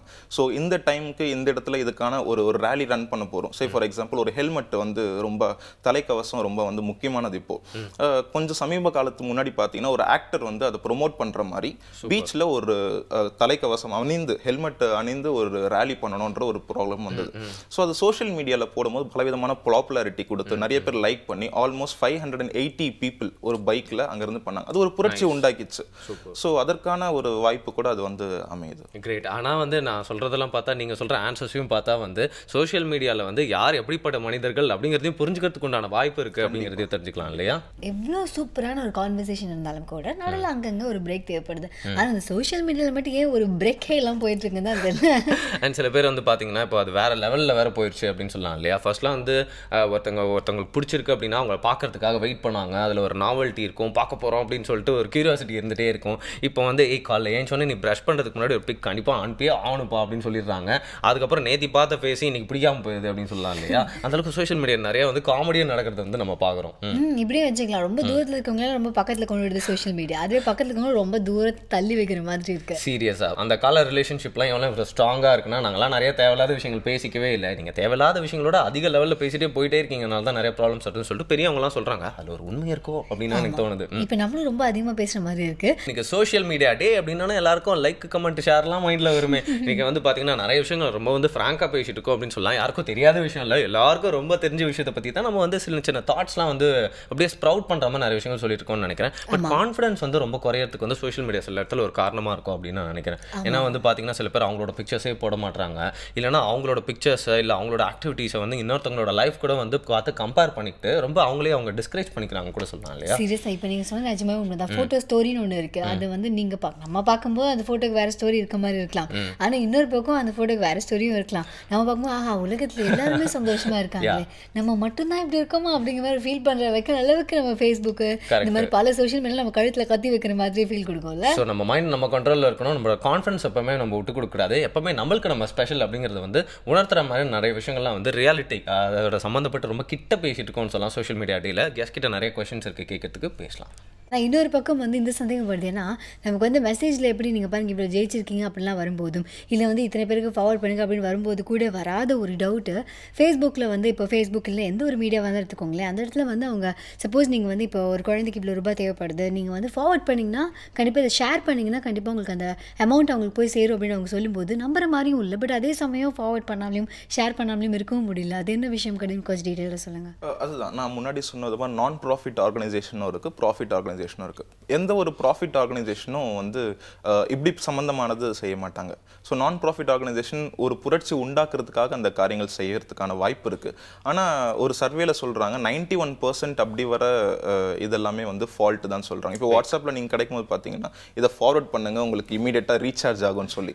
ஏன்னா வாட்ஸ்அப்பில் யூஸ் பண்ணுற ஆப்புக்கும் நம்ம யூஸ் பண்ணுற நெட்வொர்க்கும் சம்மந்தமே கிடையாது. இதாவது பரவாயில்லைங்க, சில பேர் வந்து இதை 10 பேருக்கு ஃபார்வர்ட் பண்ணுங்க, நாளைக்கே நீங்கள் உங்களோட வாழ்க்கை துணையை மீட் பண்ணுவீங்கன்னு சொல்கிறாங்க. இதெல்லாம் எங்கே போய் சொல்கிறதுனே தெரியல எனக்கு. அது போனால் ஐதீகமான காரியங்கள் கூட இது வந்து மூடத்தனமான காரியங்கள் கூட சிலதெல்லாம் நடக்குது.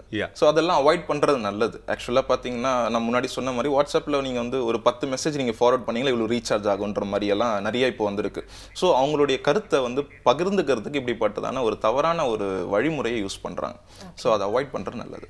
ஓகே, இந்த மாதிரியான விஷயங்களால தான் மேபி நிறைய பேருக்கு வந்து இந்த சோஷியல் மீடியா அப்படின்னாலே ஒரு வெறுப்பு, ஒரு கோபம் அதெல்லாம் கூட வருது இல்லையா? லைக் வந்து இதில் 2 கருத்துக்கள் இருக்கு இல்லை, சித்தம் வெரி பேட் அப்படிங்கிற மாதிரியும், சோஷியல் மீடியாலாம் எப்படிமா வாழ்க்கை அப்படிங்கிற மாதிரி 2 கருத்துக்கள் 100% சோஷியல் மீடியா தான் பெஸ்ட் அப்படின்னு சொல்லிட்டு நிறைய பேர் சோஷியல் மீடியா சப்போர்ட் பண்ணிருக்காங்க. இந்த சோஷியல் மீடியாலாம் நம்மளோட வாழ்க்கையை அழிச்சிச்சு, நேரத்தை வந்து வேற வழியில் வந்து செலவிட்டு இருக்கோம், நம்மளோட நேரத்தை வந்து வேஸ்ட் பண்ணிட்டு இருக்கோம் அப்படின்னு சொல்லிட்டு ஸ்டேட்டஸ் போட்டு வந்து சோஷியல் மீடியாவை எதிர்க்கவங்களும் இருக்காங்க. ஸோ இப்போ 2 தரப்பான மக்கள் இருக்காங்க. சில பேருக்கு நிஜமாக பிடிச்சிருக்கு, சில பேருக்கு ஏதோ ஒரு அன்கம்ஃபர்டபுள் லெவல் இருக்குது. இது வந்து நம்மளோட வாழ்க்கை முறைக்குள்ளே வந்துருச்சு அப்படிங்கிற ஒரு சந்தேகமும் இருக்குது. ஸோ அதை பற்றி நீங்கள் என்ன நினைக்கிறீங்க? அதுதான், எந்த ஒரு விஷயமும் நம்ம கண்ட்ரோல்டாக வச்சா எந்த ப்ராப்ளமும் இல்லை. ஒரு 2 வருஷம் முன்னாடி பார்த்தீங்கன்னா நம்ம normal CDMA mobile, GSM mobile use பண்ணிட்டு இருந்தோம். இப்போ பார்த்தீங்கன்னா எல்லாமே ஸ்மார்ட் ஃபோன்ஸ் வந்துடுச்சு. டேட்டா கனெக்டிவிட்டின்னு ஒன்று இருக்குது. ஸோ அது எப்போ பார்த்தாலும் ஆனில் தான் இருக்குது. ஸோ அப்படிப்பட்டதான சூழ்நிலைக்குள்ளே நம்ம வந்திருக்கும் போது எப்பொழுதுமே கீப் ஆன் மெசேஜஸ் எல்லாம் அப்டேட் ஆகிட்டே இருக்குது. ஸோ நம்ம யாராவது கூப்பிட்டா நம்ம ரெஸ்பாண்ட் பண்ணுறோமோ இல்லையோ, நம்ம ஃபோனில் ஒரு பீப் சவுண்ட் வந்தால் இமீடியட்டாக ரெஸ்பாண்ட் பண்ணுறோம். ஸோ அப்படிப்பட்டதான ஒரு சூழ்நிலைக்குள்ளே நம்ம வந்திருக்கோம். ஸோ அது வந்து ஒரு த்ரெட்டு தான் ஆக்சுவலாக. ஸோ நம்மள ஒரு ரெஸ்ட்ரிக்ட் பண்ணிக்கணும். நம்மள அதுக்கு ஒரு பர்டிகுலர் டைம் ஒதுக்கலாம், அதுக்கான ஒரு காலகட்டம் ஒதுக்கலாம். இல்லைன்னா ரொம்ப அதுக்கு வந்து கவனம் செலுத்தாமல் வேற விதமான காரியத்தில் கவனம் செலுத்தலாம். சோஷியல் மீடியான்றது ஒரு பர்டிகுலர் டைம் மட்டும் நம்ம அலாட் பண்ணிட்டோம்னா அது ரொம்ப யூஸ்ஃபுல்லாக இருக்கும் நான் ஃபீல் பண்ணுறேன். ட்ரூ. ஃபர்ஸ்ட்லாம் நம்ம கஷ்டப்பட்டு வீடு கட்டி அதில் ஒரு சின்ன கிராக் வந்துச்சுன்னா எல்லாருக்கிட்டையும் சொல்லி புலம்பிட்டே இருப்பாங்க அப்படின்னு சொல்லுவாங்க. இப்போலாம் வந்து நம்ம ஃபோனில் ஸ்க்ரீனில் இருக்க பெரிய கிராக் பற்றி தான் வந்து எல்லாருமே வந்து வாழ்க்கையிலேயே பெரிய கஷ்டம் மாதிரி வந்து ஃபீல் பண்ணிட்டு இருக்காங்க அப்படின்னு சொல்லலாம் இல்லையா? ஆமாம், அது மட்டும் இல்லாமல் சோஷியல் மீடியா வந்து ஈஸியாக ஆக்சசிபிளாக இருக்கிறதுனால எந்த அளவுக்கு பாசிட்டிவான விஷயங்கள் இருக்கோ அதே மாதிரி நெகட்டிவான விஷயங்களும் இருக்குது. ஸோ இந்த ஹராஸ்மெண்ட் அப்படிங்கிறதுலாம் வந்து சோஷியல் மீடியாவில் நிறையவே நடக்குது. அதை நமக்கு வந்து மெசேஜஸில் பார்க்குறோம், ஸ்பேமில் பார்க்குறோம், இல்லைனா வந்து ஸ்டேட்டஸில் கூட பார்க்குறோம். ஸோ அந்த மாதிரி இருக்கும்போது இது யார்கிட்ட ரிப்போர்ட் பண்ணுறது, இல்லை ரிப்போர்ட் பண்ணலாமா வேணாமா, இதுக்கான ஆக்ஷன் எப்படி எடுக்கிறது அப்படிங்கிற மாதிரியான சந்தேகங்களும் வருது. இல்லை, ஆக்சுவலாக நம்ம வந்து சென்ட்ரல் கவர்மெண்ட்லேயும் சரி, ஸ்டேட் கவர்மெண்ட்லேயும் சரி ஒரு தனி பிரான்ச் ஒன்று ஓப்பன் பண்ணியிருக்காங்க. ஸோ ஆன்லைன் க்ரைம் பிரான்ச்னு சொல்லிட்டு ஒரு தனியாகவே இருக்குது. ஸோ ஆக்சுவலாக பார்த்தீங்கன்னா இப்போ நம்ம ஃபேஸ்புக்லேயும் சரி, ட்விட்டர்லேயும் சரி, பலவிதமான சோஷியல் மீடியா நெட்வொர்க்லேயும் சரி நம்ம ப்ரொஃபைல் பிக்சர் நிறைய அப்லோட் பண்ணுறோம். ஸோ இது பேசிக்காக நம்மளுடைய கண்ட்ரோல்லையும் சிலது வந்து ரெஸ்ட்ரிக்ட் பண்ணிக்கலாம். ஸோ அதிகமாக வந்து நம்மளுடைய ட்ரெஸ்ஸிங் சென்ஸ் ப்ராப்பராக இருக்க பிக்சர்ஸ் நம்ம போஸ்ட் பண்ணலாம். ஸோ அதுக்கு நம்ம ஒரு ரெஸ்ட்ரிக்ஷனோடு இருந்தோம்னா அது நம்மளுக்கு நல்லது. ஏன்னா வந்து இட்ஸ் அன் யூசர் ஃப்ரெண்ட்லி இருக்கிறனால பலவிதமான யார் வேணாலும் வந்து உங்களுடைய போஸ்டிங்ஸை பார்க்கலாம், யார் வேணாலும் அது வந்து பண்ணலாம். இதில் வந்து உங்களுக்கு ப்ரைவசி வந்து நீங்கள் பண்ணிக்கிறது ரொம்ப நல்லது. இப்படிப்பட்டதான கிரைம்ஸ் எல்லாம் அவாய்ட் பண்ணணும், இப்படிப்பட்டதான காரியங்கள்லாம் அவாய்ட் பண்ணணும்னு சொன்னால் நீங்கள் ப்ரைவசி வந்து நீங்கள் பண்ணிக்கிறது ரொம்ப நல்லது. ஏன்னா இப்போ ஃபேஸ்புக்லேயே உங்களுக்கு ஒரு ஆப்ஷன்ஸ் இருக்குது. மற்றவங்களுடைய ஃப்ரெண்ட்ஸ் மட்டும் தான் உங்களை வியூ பண்ண முடியும், மற்றவங்களை அவுட் சைடில் வியூ பண்ணாதபடி நீங்கள் பிளாக் பண்ணுறதுக்கான வாய்ப்புகள்லாம் கொடுத்துருக்காங்க. ஸோ அதெல்லாம் ஆக்சுவலாக பார்த்தீங்கன்னா it's an added advantage. So police and crime இந்த பிரான்ச் நான் இப்போ சொன்ன மாதிரி நியூவாக ஸ்டார்ட் பண்ண கிரைம் பிரான்ச்லாம் லிஸ்ட் ஆஃப் இன்ஃபர்மேஷன்ஸ் கொடுத்துருக்காங்க, லிஸ்ட் ஆஃப் டிப்ஸ் கொடுத்துருக்காங்க. இந்த டிப்ஸ் எல்லாத்தையும் பலவிதமான சோஷியல் நெட்வொர்க்கிங்க்கும் வந்து போஸ்ட் பண்ணியிருக்காங்க. முன்னாடி பார்த்தீங்கன்னா நம்மளுக்கு எஸ்எம்எஸ் இருக்கும். ஆரம்ப காலத்தில் ஒரு 4 வருஷம் 5 வருஷம் முன்னாடி எஸ்எம்எஸ் ரொம்ப பாப்புலராக இருந்தது. யார் பார்த்தாலும் எஸ்எம்எஸ் தான் அனுப்பிட்டு இருந்தாங்க. இப்போ நம்ம எப்படி ஃபேஸ்புக்லையும் ட்விட்டர்லையும் நம்ம போஸ்டிங் போடுறோமோ அந்த மாதிரி எஸ்எம்எஸ் அந்த காலத்தில் வந்து ரொம்ப பாப்புலராக இருந்தது. ஸோ இந்த எஸ்எம்எஸ் வந்து பலவிதமான தவறான காரியங்களுக்கு யூஸ் பண்ண ஆரம்பிச்சாங்க. நிறைய எஸ்எம்எஸ் வந்துட்டே இருக்கும். சில டைம் பார்த்தீங்கன்னா 40-50 எஸ்எம்எஸ் எல்லாம் அந்த காலங்கள் இருக்குது. அப்போ போலீஸ் வந்து ஒரு ரெஸ்ட்ரிக்ஷன் எடுத்தது. ஸோ இப்படி அன்வான்ட் மெசேஜஸ் அனுப்புறவங்க, ஸோ இந்த அன்வான்ட் அட்வர்டைஸ்மெண்ட்ஸ்லாம் பண்ணுறவங்க ஒரு ரெஸ்ட்ரிக்ஷன் பண்ணணும் அப்படின்னு ஒரு போர்ட் கமிட்டி ஃபார்ம் பண்ணி இப்போ பார்த்தீங்கன்னா உங்களுக்கு எந்த விதமான அட்வர்டைஸ்மெண்ட்ஸும் நிறைய இப்போ வரதில்லை. முன்னாடி காலத்தில் வந்த மாதிரி இப்போ வரதில்லை. ஸோ இப்போ ஆன்லைன் தான் நிறைய பேர் யூஸ் பண்ணுறாங்க. ஸோ ஒரு பர்டிகுலர் இப்போ நீங்களே ஒரு சிம் கார்டு வாங்கி அதில் நிறைய மெசேஜ் நீங்கள் அனுப்பிங்கன்னா அது ஆட்டோமேட்டிக்காக பிளாக் ஆகிடும். ஸோ அப்படிப்பட்டதான ஒரு ரெஸ்ட்ரிக்ஷன்ஸ் கொண்டு வந்திருக்காங்க. ஸோ அந்த மாதிரி கிரைம் பிரான்ச்லேயும் நிறைய பேர் வந்து ஸ்டெப்ஸ் எடுக்கிறாங்க இப்படிப்பட்டதான காரியங்கள்லாம் அவாய்ட் பண்ணுறதுக்கு. Okay, there was a time ஒரு நாளைக்கு பார்த்தீங்கன்னா 1500 டெக்ஸ்ட் மெசேஜ்லாம் ஃப்ரீயாக இருந்த காலகட்டம்லாம் இருக்குது. அதுக்கப்புறம் அதை ரெஸ்ட்ரிக்ட் பண்ணி 100 மாற்றினதில் வந்து எவ்வளோ நன்மை இருக்குன்னு சொல்லிட்டு போக தான் புரிஞ்சது. சில பேர் கருத்து அனுப்புகிறேன் அப்படிங்கிற பேரில் ஃபார்வர்ட் மெசேஜ் அனுப்பி வந்து நம்மளோட நேரத்தை கொள்ளிடுவாங்க. அதுக்கப்புறம் பார்த்தீங்கன்னா நீங்கள் சொல்கிற மாதிரி கமர்ஷியலாக நிறைய பேர் அதை வந்து மிஸ்யூஸ் பண்ணிருந்தாங்க அப்படின்னு கூட சொல்லலாம். பட் சைபர் கிரைம் அப்படிங்கிற விஷயத்தை பற்றியும் நம்ம பேசுறதுக்கான ஒரு டைம் இருக்குது அப்படின்னு சொல்லலாம். அண்ட் ரீசென்ட்லி ஒரு ஃபேஸ்புக் பேஜ் வந்து பார்த்தீங்கன்னா ஒரு ஃபிடோஃபைல் பேஜ் வந்து ஒரு லோக்கல் கம்யூனிட்டியில் ஆரம்பிச்சு நிறைய பேர் அதில் வந்து ரொம்ப வக்கிரமான போஸ்ட்லாம் போட்டு நிறைய பேர் லைக் பண்ணியிருந்தாங்க. அது ஒரு பெரிய இஷ்யூ ஆகி ஒரு சோஷியல் ஆக்டிவிஸ்ட் அதை பார்த்து கமிஷனர் ஆஃபீஸ்க்கு கம்ப்ளைண்ட் பண்ணி அதை யாரெல்லாம் லைக் பண்ணியிருந்தாங்களோ அந்த பேஜை கிரியேட் பண்ணவங்க யாரும் எல்லார் மேலேயும் நடவடிக்கை எடுக்க சொல்லியிருக்காங்க. ஸோ வந்து சைபர் கிரைமில் வந்து ஒரு லெவலுக்கு மேலே போய் போலீஸால் நடவடிக்கை எடுக்க முடியும் அப்படிங்கிறது இதுலன்னு தெரியுது. ஸோ சைபர் கிரைம் கேசஸ்னால் நீங்கள் பொதுவாக பார்க்குற விஷயங்கள்லாம் என்ன, அதுக்காக சைபர் கிரைமில் அந்த டிபார்ட்மெண்ட்லேருந்து எந்த மாதிரியான நடவடிக்கைகள் எந்த அளவுக்கு அவங்களால வந்து ரீச் பண்ண முடியும் அப்படின்னு சொல்லுங்கள். அதுதான் இப்போ நீங்கள் சொன்ன மாதிரி பேசிக்காக அந்த ரீசனுக்காக தான் அந்த ஒரு சோஷியல் மீடியா நெட்வொர்க் ஸ்டார்ட் பண்ணும் போதே ஒரு பேசிக்காக அவங்களுடைய ஒரு இமெயில் ஐடி கேட்குறாங்க. ஸோ இமெயில் இமெயில் ஐடி நீங்கள் கிரியேட் பண்ணணும்னா உங்களுடைய பேசிக் இன்ஃபர்மேஷன், உங்கள் கான்டாக்ட் நம்பர்லேருந்து உங்களுடைய ரெசிடென்சியல் எல்லா டீட்டெயில்ஸும் நீங்கள் கொடுத்தாகணும். ஸோ அதை வச்சு யார் அதை லைக் பண்ணாங்கன்றதை ட்ரை பண்ண கண்டுபிடிக்க முடியும், அவங்களுடைய ஐடென்டிட்டி கண்டுபிடிக்க முடியும். ஐடென்டிட்டி கண்டுபிடிச்சு அவங்களுக்கு ரீச் பண்ணி அதற்கான நடவடிக்கை எடுக்கிறதுக்கு தான் அந்த காரியங்கள்லாம் ஏற்பட்டிருக்கு. ஓகே, நம்ம வந்து ஈஸியாக தப்பிச்சிக்கலாம் அப்படின்னு சொல்ல முடியாது இல்லையா யாருமே சோஷியல் மீடியாவில். நிறைய பேர் வந்து பார்த்தீங்கன்னா வந்து அந்த கான்ஃபிடன்ஸாக இல்லை வந்து அவங்கள வெளில காட்டிக்க விரும்பலையா அப்படின்னு தெரியல. நிறையா விஜய், அஜித், சூர்யா, விக்ரம் இவங்களோட பிக்சர்லாம் வச்சு நிறைய பேர் ப்ரொஃபைல்லாம் ஆரம்பிச்சிருக்கிறத கூட நம்ம பார்த்துருப்போம் இல்லையா. ஆமாம், அது ஃபேன் பேஸ் அப்படிங்கிறது ஒருத்தவங்களுக்கு அங்கே தனியாக ப்ரூவ் பண்ணி காமிப்பாங்க அந்த சோஷியல் மீடியாவிலே. பட் இன்னொரு பக்கம் வந்து இந்த ஹேக்கிங் அப்படிங்கிற வார்த்தை அது மேபி எல்லாருக்கும் நடக்குது அப்படிங்கிறது தெரியல. இருந்தாலும் ஒரு சில நேரங்களில் என்னோட அக்கௌண்ட் வந்து ஹேக் பண்ணிட்டாங்க, அதனால தான் இந்த மெசேஜ்லாம் போச்சு அப்படிங்கிற மாதிரி சொல்கிறது நம்ம கேட்டிருக்கோம். ஸோ இந்த ஹேக்கிங் வந்து எந்த அளவுக்கு இருக்குன்னு நீங்கள் நினைக்கிறீங்க? ஆக்சுவலாக சோஷியல் மீடியான்னு பார்க்கும்போது அவங்களுக்குன்னு ஒரு பர்டிகுலர் ஐபி கால் இருக்கும், ப்ரோட்டோகால் இருக்கும். ஃபேஸ்புக்குன்னு சொன்னால் அதுக்கான ஒரு அட்மின் இருக்குது, ட்விட்டர்னா அதுக்கான ஒரு அட்மின் இருக்குது. ஸோ அவங்கக்கிட்ட தான் ரெஸ்ட்ரிக்ஷன் பண்ணுறதுக்கான வாய்ப்புகள் இருக்குது. ஸோ உங்களுக்கு வந்து ஒரு பர்டிகுலர் லெவல் வரைக்கும் தான் நம்ம ரெஸ்ட்ரிக்ட் பண்ண முடியும், சில காரியங்களாம் நம்மளால் ரெஸ்ட்ரிக்ட் பண்ண முடியாது. ஸோ இப்போது பிளாக்கிங் சொல்லிட்டு ஒரு ஆப்ஷன் இருக்குது, ஸோ அதை நம்ம ரெஸ்ட்ரிக்ட் பண்ண முடியும். அதுக்கு மீறியான ஒரு போஸ்டிங்ஸ் எல்லாம் பிளாக் பண்ணோன்னா அட்மின் கிட்ட தான் வந்து அதுக்கான வாய்ப்புகள் உண்டு. ஸோ இப்போ நீங்கள் சொன்ன மாதிரி இன் டேர்ம்ஸ் ஆஃப் ஹேக்கிங் சொல்லும் போது இமெயில் ஐடி ஹேக் பண்ணுறதுக்கான வாய்ப்புகள் நிறைய இருக்குது. ஏன்னா அதில் ஐபி அட்ரஸ் இருக்கும், அந்த ப்ரோட்டோகால் வச்சு ஹேக் பண்ணுறதுக்கான வாய்ப்பு இருக்குது. பட் சோஷியல் மீடியா நெட்வொர்க்கிங் பொறுத்த வரைக்கும் ஹேக்கிங்ன்றது வந்து அட்மின் சைட்லேருந்து தான் பண்ண முடியும் அப்படின்னு சொல்லலாம். ஒரு தனிப்பட்ட நபர் ஃபேஸ்புக்குடைய ஹேக்கிங் பண்ணுறதுக்கு அதுக்கான இன்ஃபர்மேஷன் சொன்னீங்கன்னா ஃபேஸ்புக்கே உங்களுக்கு வந்து சம் டாலர்ஸ்க்கு வந்து கிஃப்டாக கொடுக்குறன்ற அளவுக்கெல்லாம் பேசியிருக்காங்க. ஸோ சோஷியல் மீடியாவில் ஹேக்கிங்ன்றது ரொம்ப கம்மி தான். But in terms of virus நிறைய ஸ்பேம்ஸ் ஸ்பேம்ஸ் எல்லாம் நிறைய ஸ்ப்ரெட் ஆகிறதுக்கான வாய்ப்புகள் உண்டு. ஓகே, அண்ட் நீங்கள் வந்து ஏற்கனவே ஆர்குட் ஒரு வாட்டி ஞாபகப்படுத்திருந்தீங்க. இன்றைக்கி நிறைய பேருக்கு ஆர்குட் வந்து தெரியுமா என்னன்னு கூட தெரியல. பட் அந்த உங்களுக்கே தெரியும் இந்த ஆர்குட் அப்படிங்கிற விஷயம் காணாமல் போனதுக்கு மெயின் காரணமே அந்த ப்ரைவசி அதில் ரொம்ப கம்மியாக இருந்துச்சு அப்படிங்கிறனால தான். நம்ம யாரெல்லாம் விசிட் பண்ணோம், ஸ்டாக் பண்ணோம் அப்படிங்கிற பேரை சும்மா எழுதி அச்சடிச்சு காட்டிடுவாங்க அப்படின்னு சொல்லலாம். ஸோ இன்றைக்கி ஃபேஸ்புக் சர்வைவ் ஆகிட்டு இருக்கிறதுக்கு காரணம் கூட அதோட ப்ரைவசி லெவல்ஸ்லாம் அதிகமாக இருக்குது அப்படின்னு கூட சொல்லலாம். ஸோ ப்ரைவசின்றது எந்த அளவுக்கு முக்கியம், அது ப்ரைவசி அப்படி சரியாக இல்லைனா என்னென்ன மாதிரியான பாதிப்புகள் ஏற்பட வாய்ப்பு இருக்குது? ப்ரைவசி ரொம்ப முக்கியம். ஒரு நபருடைய மற்ற காரியங்கள் எல்லாத்தையும் வெளிப்படுத்துறதுக்கான சோஷியல் நெட்வொர்க் வந்து வெளிப்படுத்தலாம், சமூக காரியங்களை வெளிப்படுத்தலாம், நண்பர்கள் மத்தியிலும் ரிலேட்டிவ்ஸ் மத்தியிலும் ஒரு சோஷியல் கம்யூனிட்டி மத்தியிலும் தன்னுடைய கருத்தை வெளிப்படுத்தலாம். ஆனால் எல்லாருக்கும் பார்த்தீங்கன்னா ஒரு பர்சனலாக ப்ரைவசின்னு ஒன்று இருக்குது. ஸோ அந்த ப்ரைவசி பாதிக்காத அளவுக்கு போகிற வரைக்கும் ப்ராப்ளம் இல்லை. ஸோ ப்ரைவசி எங்கே பாதிக்குதுன்னு பார்த்தீங்கன்னா அதிகமாக நம்மளுடைய பிக்சர்ஸை மிஸ்யூஸ் பண்ணுறதுல தான் போகுது. ஸோ நம்ம போஸ்ட் பண்ணுற பிக்சர்ஸ் கொஞ்சம் நல்லா ஒரு செல்ஃப் டிசிப்ளின்டான ஒரு பிக்சர்ஸ் போஸ்ட் பண்ணோம்னா அப்படிப்பட்டதான ஒரு காரியத்துக்குள்ள நம்ம போக வேண்டிய அவசியம் இல்லைன்னு நினைக்கிறேன். ஓகே, இன்னொரு பக்கம் வந்து இப்போ சோஷியல் மீடியா இப்படி வளருமா, இந்த மாதிரி வருமா அப்படிங்கிறது யாருமே எதிர்பார்க்கல. லைக் ஒரு 5 years பேக் பார்த்தீங்கன்னா எல்லாரும் ஃபேஸ்புக்கில் தான் இருப்போம் அப்படின்னு சொல்லி யாரும் நம்பியிருக்க மாட்டோம். அதே மாதிரி வாட்ஸ்அப்னு ஒன்று இருக்கும், நீங்கள் ஃப்ரீயாக மெசேஜ் அனுப்பிக்கலாங்க, வேறு இன்டர்நெட் மட்டும் இருந்தால் போதும் அப்படிங்கிற மாதிரி கூட யாரும் நம்பியிருக்க மாட்டாங்க. ஸோ இதே மாதிரி இன்னும் கொஞ்சம் வருஷம் கழிச்சு எந்த மாதிரியான மாற்றங்கள் ஏற்படும் அப்படிங்கிற மாதிரி கொஞ்சம் இன்க்விசிட்டிவாக தான் இருக்குது. ஆமாம், ஆக்சுவலாக உண்மையாக சொல்லணும்னா இன்னும் ஒரு 5 yearsக்கு அப்புறம் பார்த்தீங்கன்னா ஒய்ஃபை வேர்ல்டு ஆகிடும். ஸோ இப்போ ஒய்ஃபை வந்து ஒரு பெரிய ஒரு அட்வர்டைஸ்மெண்ட் பூன் ஆகிடுச்சு. பலவிதமான மால்ஸில் அட்வர்டைஸ்மெண்ட் பண்ணுறது we have free wifi, so அதில் ஆக்சஸ் பண்ணிக்கலாம்னு சொல்லிட்டு. ஸோ அட்வர்டைஸ்மெண்ட்ஸ் கூட அந்த ஒய்ஃபை வந்து அவ்வளோ அட்ராக்டிவாக இருக்குது. பலவிதமான அட்வர்டைஸ்மெண்ட் பார்த்தீங்கன்னா ஒரு சின்ன குழந்தை கூட ஒய்ஃபை இல்லைனா நான் அந்த வீட்டுக்கு போக மாட்டேன் அப்படின்ற ஒரு காமெடியான ஒரு அட்வர்டைஸ்மெண்ட்ஸ் கூட நிறைய வந்திருக்கு. ஸோ அந்த காரியங்கள் பார்க்கும்போது ஒய்ஃபை ரொம்ப டெவலப்மெண்ட் நிறைய வந்திருக்கு. ஸோ இன்னும் ஒரு 5 years 10 yearsல பார்த்தீங்கன்னா வேர்ல்டுக்கே வைஃபை இருக்கும்னா ஆச்சரியப்படுறதுக்கு ஒன்றும் இல்லை. ராஷ்டிரபதி பவனில் கூட ரீசெண்டாக பார்த்தீங்கன்னா ஃபுல் வைஃபை போடுறதுக்காக வந்து அனுமதிலாம் வாங்கியிருக்காங்க அப்படின்னு சொன்னாங்க. அண்ட் நீங்கள் சொன்ன மாதிரி மால், ஒரு பெரிய மால் வந்து என்னதான் ப்ராடக்ட்ஸை நம்பி கட்டியிருந்தா கூட வைஃபை தான் எல்லாரையும் அட்ராக்ட் பண்ணுறதுக்கு யூஸ் பண்ணுற ஒரு கருவியாக இருக்குது. அண்ட் உங்களுக்கு நீங்கள் பார்த்ததுலேயே வந்து எஃபெக்டிவாக யார் வந்து சோஷியல் மீடியாவை செம்மையாக யூஸ் பண்ணுறா, இவங்க தான் சூப்பராக யூஸ் பண்ணுறாங்க, அதோட நிலைமை புரிஞ்சுக்கிட்டு அதோட ஹீட்ஸ்லாம் கரெக்டாக இருக்கிறாங்க அப்படின்னு சொல்லிட்டு நீங்கள் பார்த்த எக்ஸாம்பிள் நான் என்ன சொல்லுவீங்க?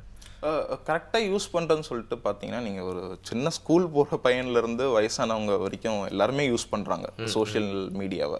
ஸோ ஒரு பர்டிகுலர் டைமில் நல்லா யூஸ் பண்ணுறதுக்குன்னு சொல்லிட்டு அதில் பலவிதமான போஸ்டிங்ஸும் இருக்குது. ஸோ இன்ஃபர்மேட்டிவும் இருக்குது, நான் இன்ஃபர்மேட்டிவ் காரியங்களும் இருக்குது. இப்போ ஒரு நெல்சன் சொல்லிட்டு ரீசெண்டாக ஒரு சர்வே எடுத்தாங்க, நெல்சன் குரூப். ஸோ அவங்க எடுக்கும்போது பார்த்தீங்கன்னா நம்ம இன்டர்நெட் யூஸ் பண்ணுறதுல almost 17% of our time we use non productivity. So ஒரு 17% நம்ம யூஸ் பண்ணுற இன்டர்நெட் டைமில் ஒரு ப்ரொடக்டிவிட்டி வேல்யூவே இல்லாத ஒரு விஷயத்துக்கு தான் நம்ம கவனம் செலுத்துறோம். ஒரு சாட்டிங்கோ இல்லைனா மற்றவங்களுடைய போஸ்ட் பார்க்கறதுக்கோ. சில போஸ்ட் நம்மளுக்கு இன்ஃபர்மேட்டிவாக இருக்கும், சில போஸ்ட் இன்ஃபர்மேட்டிவாக இருக்காது. நீங்கள் சொன்ன மாதிரி நான் தூங்கினேன், நான் அந்த பட்டதான ஒரு சின்ன சின்ன விஷயங்கள் கூட வந்து உங்கள் ஒரு அக்ரிமெண்ட் ஒரு சாப்பை போடுற மாதிரியான ஒரு போஸ்டிங்ஸ் எல்லாம் வருது.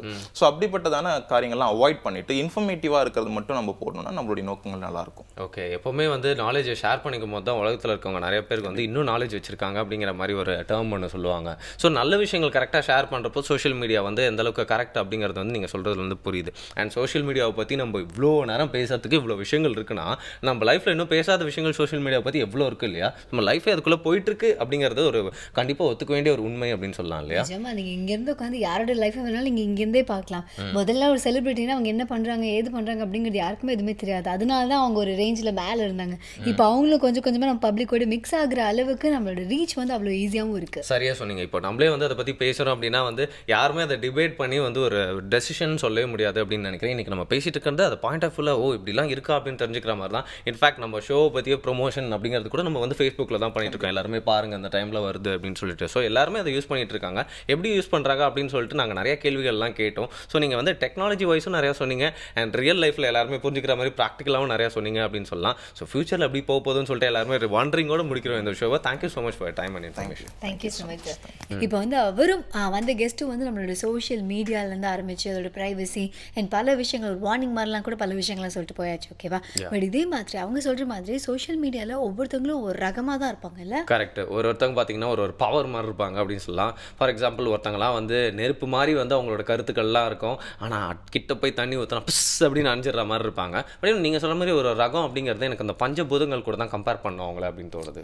அவங்களோட கம்பேர் பண்ணி ஆகணும் அப்படிங்கிறதுக்காக தான் நானும் வந்து ஒரு ரகம் அப்படிங்கிற வார்த்தையை எடுத்துக்கிட்டேன். எனக்கு வந்து நிரஞ்சன் பாரதி அவர்கள் பஞ்சபூதங்கள் பற்றி இதை சொல்ல போகிறாரு. என்னன்னு பார்த்தலாமா? பார்க்கலாம். மனுஷனை போலவே பஞ்சபூதங்களுக்கும் வந்து குணங்கள் உணர்ச்சிகள் இதெல்லாம் இருக்குன்னு நம்ம முன்னோர்கள் பல்லாயிரம் ஆண்டுகளுக்கு முன்னாடியே ரொம்ப அழகாக எழுதி வச்சுட்டு போயிட்டாங்க. நம்ம முன்னோர்கள் என்ன எழுதி வச்சுட்டு போனாங்க அப்படிங்கிறத தெரிந்து கொள்வதற்கு முன்னாடி முதல்ல இந்த பூதம்னு ஒரு சொல் இருக்கு இல்லையா, அந்த பூதம்னா என்னன்னு எல்லாரும் ரொம்ப தெளிவாக புரிஞ்சுக்கணும்.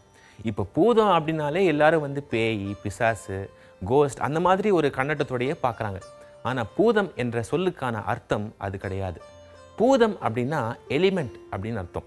இதை அடிப்படையாக வைத்து தான் 5 எலிமெண்ட்ஸ் பஞ்சபூதங்கள் அப்படின்னு சொல்கிறோம். இப்போ நம்ம கடந்த வார நிகழ்ச்சியில் பார்த்தீங்கன்னா ஆழ்வார்கள் பற்றி பேசியிருப்போம். பெரிய ஆழ்வார் பற்றி ஒரு பாசுரம் பார்த்தோம். இன்றைக்கு திருமழிசை ஆழ்வார் அப்படின்னு ஒரு ஆழ்வாரை பற்றி தெரிஞ்சுக்க போகிறோம். ஏன் அவரை பற்றி தெரிஞ்சுக்கணும் அப்படின்னா அந்த மகான் தான் ஏறத்தாழ ஒரு 1000 ஆண்டுகளுக்கு முன்னாடியே இந்த பஞ்சபூதங்கள் இருக்கு இல்லையா, அந்த ஒவ்வொரு பூதத்துக்கும் வந்து என்ன குணம் அப்படின்னு ரொம்ப ஒரு புட்டு ரொம்ப அழகாக ஒரு பட்டியல் போட்டு சொல்கிறாரு. அந்த திருமழிசை ஆழ்வார் ஒரு அழகான பாசுரத்தை எழுதியிருக்காரு. அந்த பாசுரத்தை வந்து நான் மட்டும் தெரிஞ்சுக்கிட்டா போதாது, அந்த பாசுரத்தை நீங்களும் தெரிஞ்சுக்கணும் அப்படின்னா இப்போ உங்கள் திரையில் அந்த பாசுர வரிகளை நீங்களே பாருங்கள். பூநிலாய வைந்துமாய் புனல்கண் நின்ற 4மாய் தீநிலாய 3மாய் சிறந்த கால் 2மாய் மீனிலாயதொன்றுமாகி வேறு வேறு தன்மையாய் நீனிலாய வண்ண நின்னை யார் நினைக்க வல்லரே. இப்போ திருமழிசை ஆழ்வார் வந்து என்ன சொல்கிறார் அப்படின்னா, இப்போ முதல்ல அவர் பூமியை பற்றி பேசுகிறாரு. இந்த பூமிக்கு மொத்தம் 5 குணங்கள் இருக்குது அப்படின்னு சொல்கிறாரு திருமழிசை ஆழ்வார். இப்போ பூமிக்கு உண்டான குணங்கள் 5. அது என்னன்னா சுவை, ஒளி, ஊறு, ஓசை, நாற்றம். இந்த பூமிக்கென்று ஒரு சுவை உண்டாம். இந்த பூமிக்கு ஒரு சுவை இருந்ததுனால தான் கிருஷ்ண பரமாத்மா கூட இந்த பூமியில் இருக்கிற ஒரு மண் உருண்டையை எடுத்து வாயில் போட்டு சுவைத்ததாக நம்ம அறிஞர்கள்லாம் சொல்லுவாங்க. அடுத்த முக்கியமான ஒரு குணம் ஒளி. இப்போ பூமியோடைய மையப்பகுதியில் நீங்கள் அப்படியே தோண்டிக்கிட்டே போனீங்கன்னு வச்சுக்கோங்களேன், அங்கே வந்து இருக்கிறது வந்து தகதகன்னு ஒரு நெருப்பு கோலம் தான். நெருப்பு அப்படிங்கிறது என்ன? அடிப்படையில் ஒளி தானே.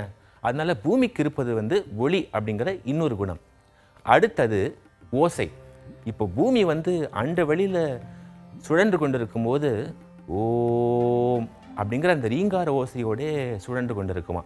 அடுத்தது வந்து நாற்றம். இந்த பூமிக்கு வந்து தனி ஒரு மனம் உண்டு. நாற்றம்னா இங்கே வந்து வாடை அப்படின்னு அர்த்தம் கிடையாது. கடைசியாக பூமிக்கு இருக்கக்கூடிய இன்னொரு குணம் ஊறு. ஊறு அப்படின்னா தொடுதல் உணர்ச்சி, அதாவது ஸ்பரிசம் அப்படின்னு அர்த்தம். இந்த பூமியை வந்து நீங்கள் வந்து தொட்டு பார்த்து உங்களால் ரொம்ப நல்லா புரிஞ்சிக்க முடியும். இப்போ பூமிக்கு இந்த 5 வகையான குணங்கள் இருக்குது. பூமியை தொடர்ந்து தண்ணீருக்கு 4 வகையான குணங்கள் இருக்குன்னு சொல்றாரு திருமழிசை ஆழ்வார். இப்போ நீங்க தண்ணீர் எடுத்துட்டீங்கன்னு வச்சுக்கோங்களேன், தண்ணீருக்கு வந்து சுவை உண்டா? உண்டு. தண்ணியை நீங்க குடிச்சு பார்த்தீங்கன்னு வச்சுக்கோங்க, நல்ல சுவையுள்ள தண்ணீரா இருக்கு அப்படின்னு நீங்களே சொல்லுவீங்க. அடுத்தது ஒளி. இப்போ தண்ணீருக்கு ஒளி உண்டா? உண்டு. எப்படின்னா, இப்போ ஒரு அருவி வந்து மேலேருந்து கீழே விழும்போது ஒரு பிரகாசத்தோட விழுமா, அதனால தண்ணீருக்கு வந்து ஒளி அப்படிங்கிற அந்த குணமும் உண்டு. இப்போ அடுத்த முக்கியமான ஒரு குணம் தண்ணீருக்கு என்னன்னா ஊருன்னு நம்ம முன்னாடியே பார்த்தோம். என்னன்னா தொடுதல் உணர்ச்சி, ஸ்பரிசம் அப்படிங்கிறது. தண்ணியை வந்து நீங்கள் தொட்டு பார்த்து அறிந்து கொள்ள முடியும். தண்ணீருக்கு ஓசை உண்டா? உண்டு. இப்போ ஒரு நதியை நீங்கள் எடுத்துட்டீங்கன்னு வச்சுக்கோங்களேன், அப்படியே அந்த சலசலப்போடு அப்படியே அது போயிட்டே இருக்கும், ரொம்ப அழகாக இருக்கும். அதனால தண்ணீருக்கு வந்து ஓசை அப்படிங்கிற ஒரு குணமும் உண்டு. ஆனால் முக்கியமான ஒரு விஷயம், தண்ணீருக்கு வந்து மனம், நாற்றம் அப்படிங்கிற அந்த குணம் கிடையாது. இப்போ தண்ணீருக்கு 4 வகையான குணங்கள் இருக்குன்னு சொல்றாரு திருமழிசை ஆழ்வார். தண்ணீரை தொடர்ந்து திருமழிசை ஆழ்வார் பேசுகிற முக்கியமான ஒரு பூதம் தீ. இப்போ நெருப்பு நீங்கள் எடுத்துட்டீங்கன்னு வச்சுக்கோங்களேன், நெருப்புக்கு வந்து 3 வகையான குணங்கள் இருக்குன்னு சொல்றாரு திருமழிசை ஆழ்வார். முதல் குணம் சுவை. சுவை அப்படிங்கிற குணம் தீக்கு உண்மையிலேயே உண்டா? கிடையாது. அடுத்து முக்கியமான ஒரு குணம் நீங்கள் என்னன்னு பார்த்தீங்கன்னா ஒளி. இப்போ ஒரு நெருப்பு வந்து எரிந்து கொண்டிருப்பதை வந்து நீங்கள் பார்க்கும்போது ரொம்ப ஜெகஜோதியாக ரொம்ப சிறப்பாக எரியும் தீ. அதனால தீக்கு ஒளி அப்படிங்கிற அந்த குணம் உண்டு. தீ என்கின்ற அந்த பூதத்துக்கு ஓசை குணம் உண்டா? உண்டு. இப்போ ஒரு தீயை வந்து நீங்கள் உற்று சென்று கவனிக்கும் போது அது வந்து கனகனவென்று எரியும். அதனால தீக்கு இந்த 3 குணங்களும் உண்டுன்னு சொல்றாரு திருமழிசை ஆழ்வார். இப்போ தீயை தொடர்ந்து நாம் தெரிந்து கொள்ள வேண்டிய முக்கியமான இன்னொரு பூதம் காற்று. இப்போ காற்றை எடுத்துக்கிட்டிங்கன்னு வச்சுக்கோங்களேன், காற்றுக்கு வந்து 2 வகையான குணங்கள் தான் உண்டு. இது ரொம்ப எளிதாக ஒரு சின்ன குழந்தை கூட சொல்லிடும். இப்போ காற்றுக்கு முதன்மையான குணம் அப்படின்னு பார்த்தீங்கன்னா ஓசை. அடுத்து காற்றுக்கு இருக்கிற மிக முக்கியமான குணம் ஸ்பரிசம், அந்த தொடுதல் உணர்ச்சி. அடுத்து முக்கியமான பூதம் ஆகாயம். ஆகாயத்துக்கு இருப்பது ஒரே ஒரு குணம்தான், அது ஓசை. ஏன்னா அண்டு வெளியில் ஆகாயம் வந்து வான்வெளி வந்து ஓம் அப்படிங்கிற அந்த ஓசையோடு இருக்கும்னு திருமழிசை ஆழ்வார் ரொம்ப ஆழமாக நம்புறாரு. பெரிய பெரிய ஜீனியஸு, எக்ஸ்பர்ட்டு, அதுக்கப்புறம் வந்து மாஸ்டர், அவங்களாம் என்ன தெரியுமா பண்ணுவாங்க, ஒரு மைண்ட் பிளாக் ஆயிடுச்சு, கொஞ்சம் போர் அடிக்குது, ஒரே மாதிரி ஐடியாஸ் வந்துட்டே இருக்குது, இல்லை ஏதோ சரியில்லை அப்படின்னு நினச்சாங்கன்னா பேக் டு பேசிக் ஸ்க்ராட்சுக்கு போயிடுவாங்க. அந்த பேசிக்கான ஐடியாவுக்கு போயிட்டு பார்ப்பாங்க, அங்கேருந்து கற்றுப்பாங்க, கற்றுக்கிட்டு மேலே வர பார்ப்பாங்க. அப்படி தான் வந்து இன்டர்நெட்டில் வந்து நம்மளுக்கு எல்லா விஷயமும் எனக்கு தெரியும், நம்மளுக்கே தெரியாத வெப்சைட்டு, தெரிஞ்ச வெப்சைட்லாம் நம்மளே சர்ச் பண்ணி பார்த்துக்கலாம். பட் அப்படியும் இருக்கிறப்போ வந்து நீங்கள் தெரிஞ்சுக்க வேண்டிய விஷயம் இருக்குங்க. பேக் டு பேசிக்ஸ் போய் பாருங்க அப்படின்னு சொல்லிட்டு நான் ஒரு வெப்சைட் வந்திருக்கேன், நம்ம எல்லாரும் போய் பார்க்கலாம்.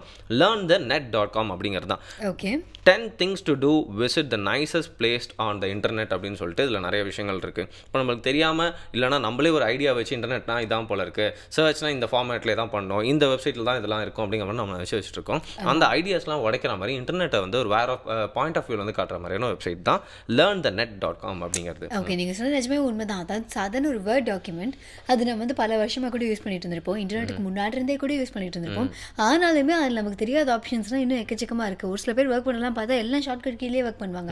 ஓ, இவ்வளோ விஷயங்கள் இருக்குது அப்படிங்கிற நமக்கு தோணும். அதே மாதிரி தான் அப்படி நம்ம சாதாரண ஒரு வேர்ட் டாக்குமெண்ட்டில் இப்படி இருக்கும்போது இன்டர்நெட் அப்படிங்கிறது அவ்வளோ பெரிய கடல். ஸோ நம்ம பார்க்காத நெட்டெல்லாம் எவ்வளோ இருக்கும்ல, எவ்வளோ பேஜஸ் இருக்கும், எவ்வளோ விஷயங்கள்லாம் இருக்கும்ல.